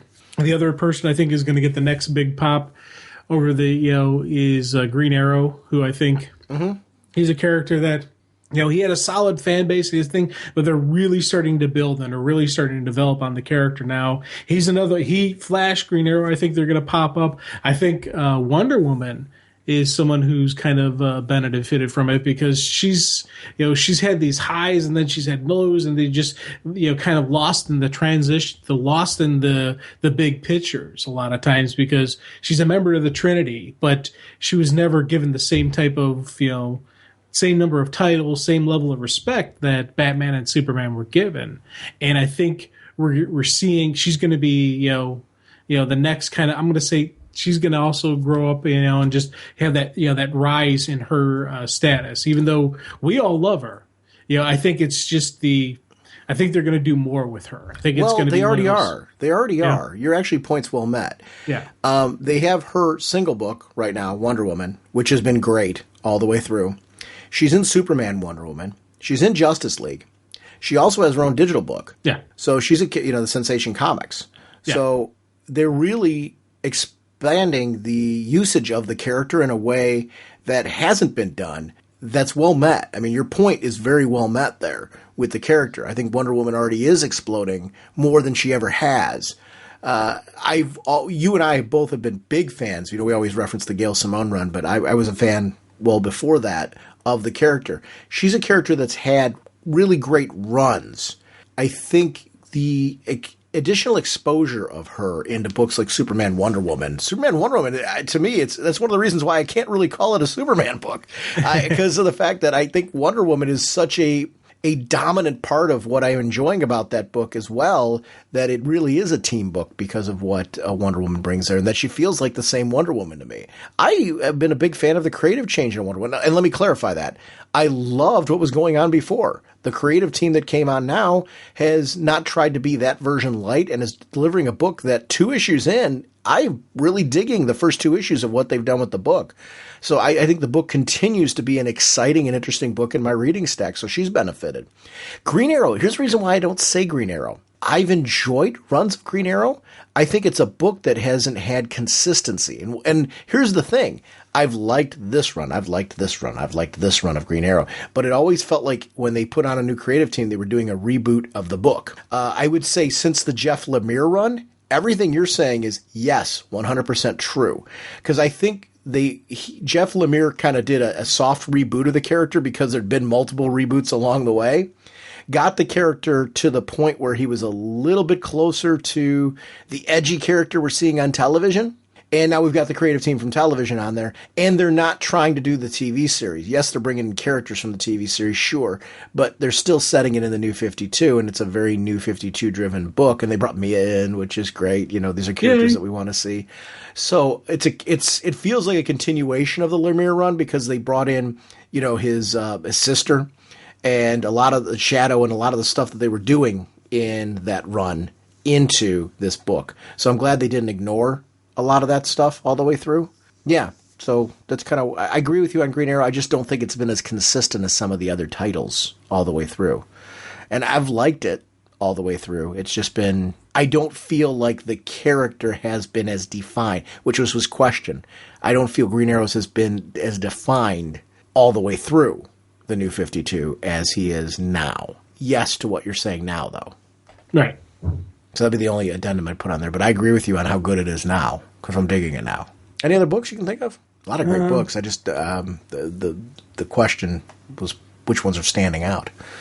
Yeah, I think it's funny because I like Teen Titans. I think they're really doing some cool stuff with that. And it's, again, when we talk Titans, with the new team, with the new creative and everything, we said we enjoyed the story, but now they're like, bam, there's something more. And I think that's something that it's, going down, 2015, we're going to see some really cool stuff coming out of Teen Titans. Yeah. And we're going to see some, that's a title to watch. And I think, Justice League, again, another title to watch that, at the end of the previous universe, the Justice League was kind of what's going on. And then once the relaunch of the New 52 happened, they really, kind of kicked up the Justice League. And there was kind of a point where, I don't want to say it plateaued, but it didn't keep going boom, boom, boom, boom, boom. You're right. No, I agree. I actually would agree with that statement. Yeah, I'm enjoying it, but it's not. I notice we didn't put that on the list. Right. And now I think, we're getting a new rise from the Justice League. We're getting some, like, holy crud, Lex Luthor's now a member. And not only is he a member, everyone in the universe thinks he's a good guy, except for the good guys. Yeah. They know he's not, but everybody else in the world sees him as the savior of Earth. Oh, great. What do we do now? And Captain Cold is in the Justice League. There's all these different things, the craziness that's going on in Justice League right now. There's some great stuff coming from that book. It's again, bam, shooting up. We'll see where it goes. Does it keep firing? Does it keep going? Does it keep rising? It's, that's another title to watch. Both team books that you mentioned, I think have gone through that soft reboot you were talking about. Teen Titans and Justice League both went through that. Because Justice League, even though the book continued, the team change was a soft reboot at the right time because it needed that. It needed that for what you're talking about. It felt like it plateaued. And then it needed that thing to shake it up. And it's doing that now, so I'm into it. It's very, very cool for what you're mentioning. Teen Titans needed the book to end and the relaunch to kind of give it that soft reboot that made the book interesting again. It's very interesting to me right now. I'm very into Teen Titans. I echo your comments.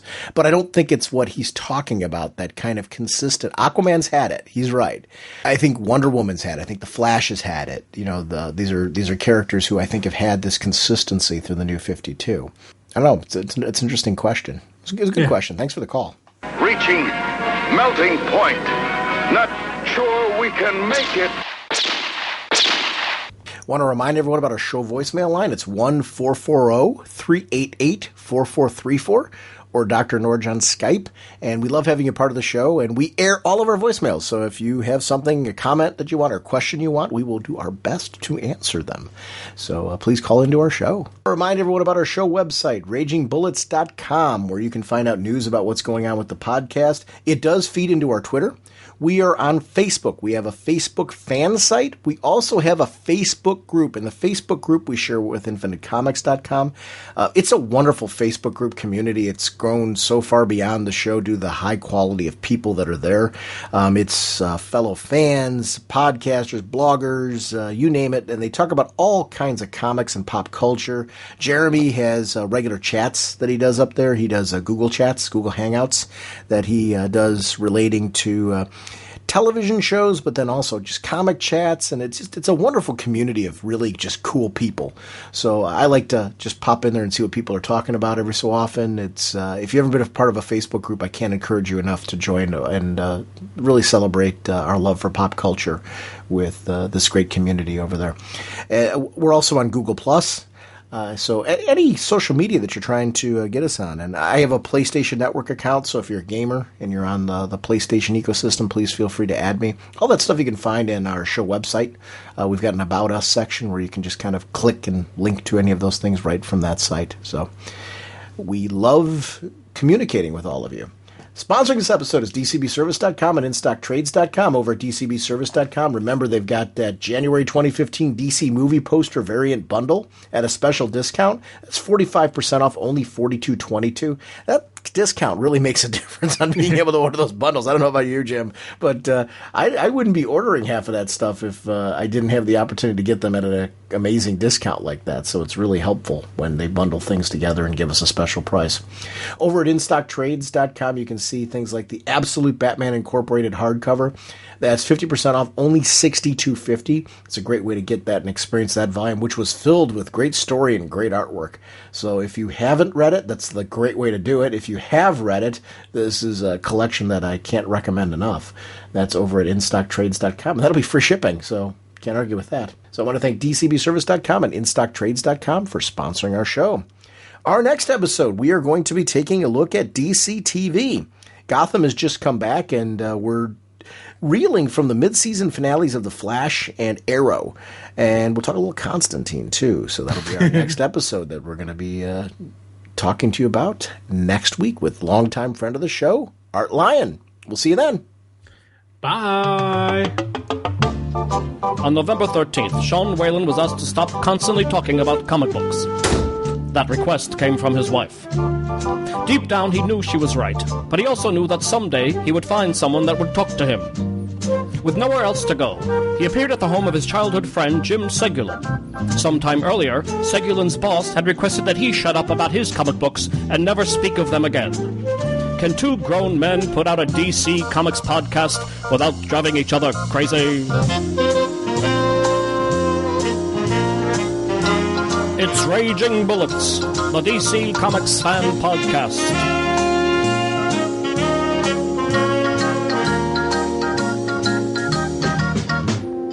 With Sean Whalen as Dr. Norge, and Jim Segulin as the Sensei of the Whatnot and the Duke of You Know.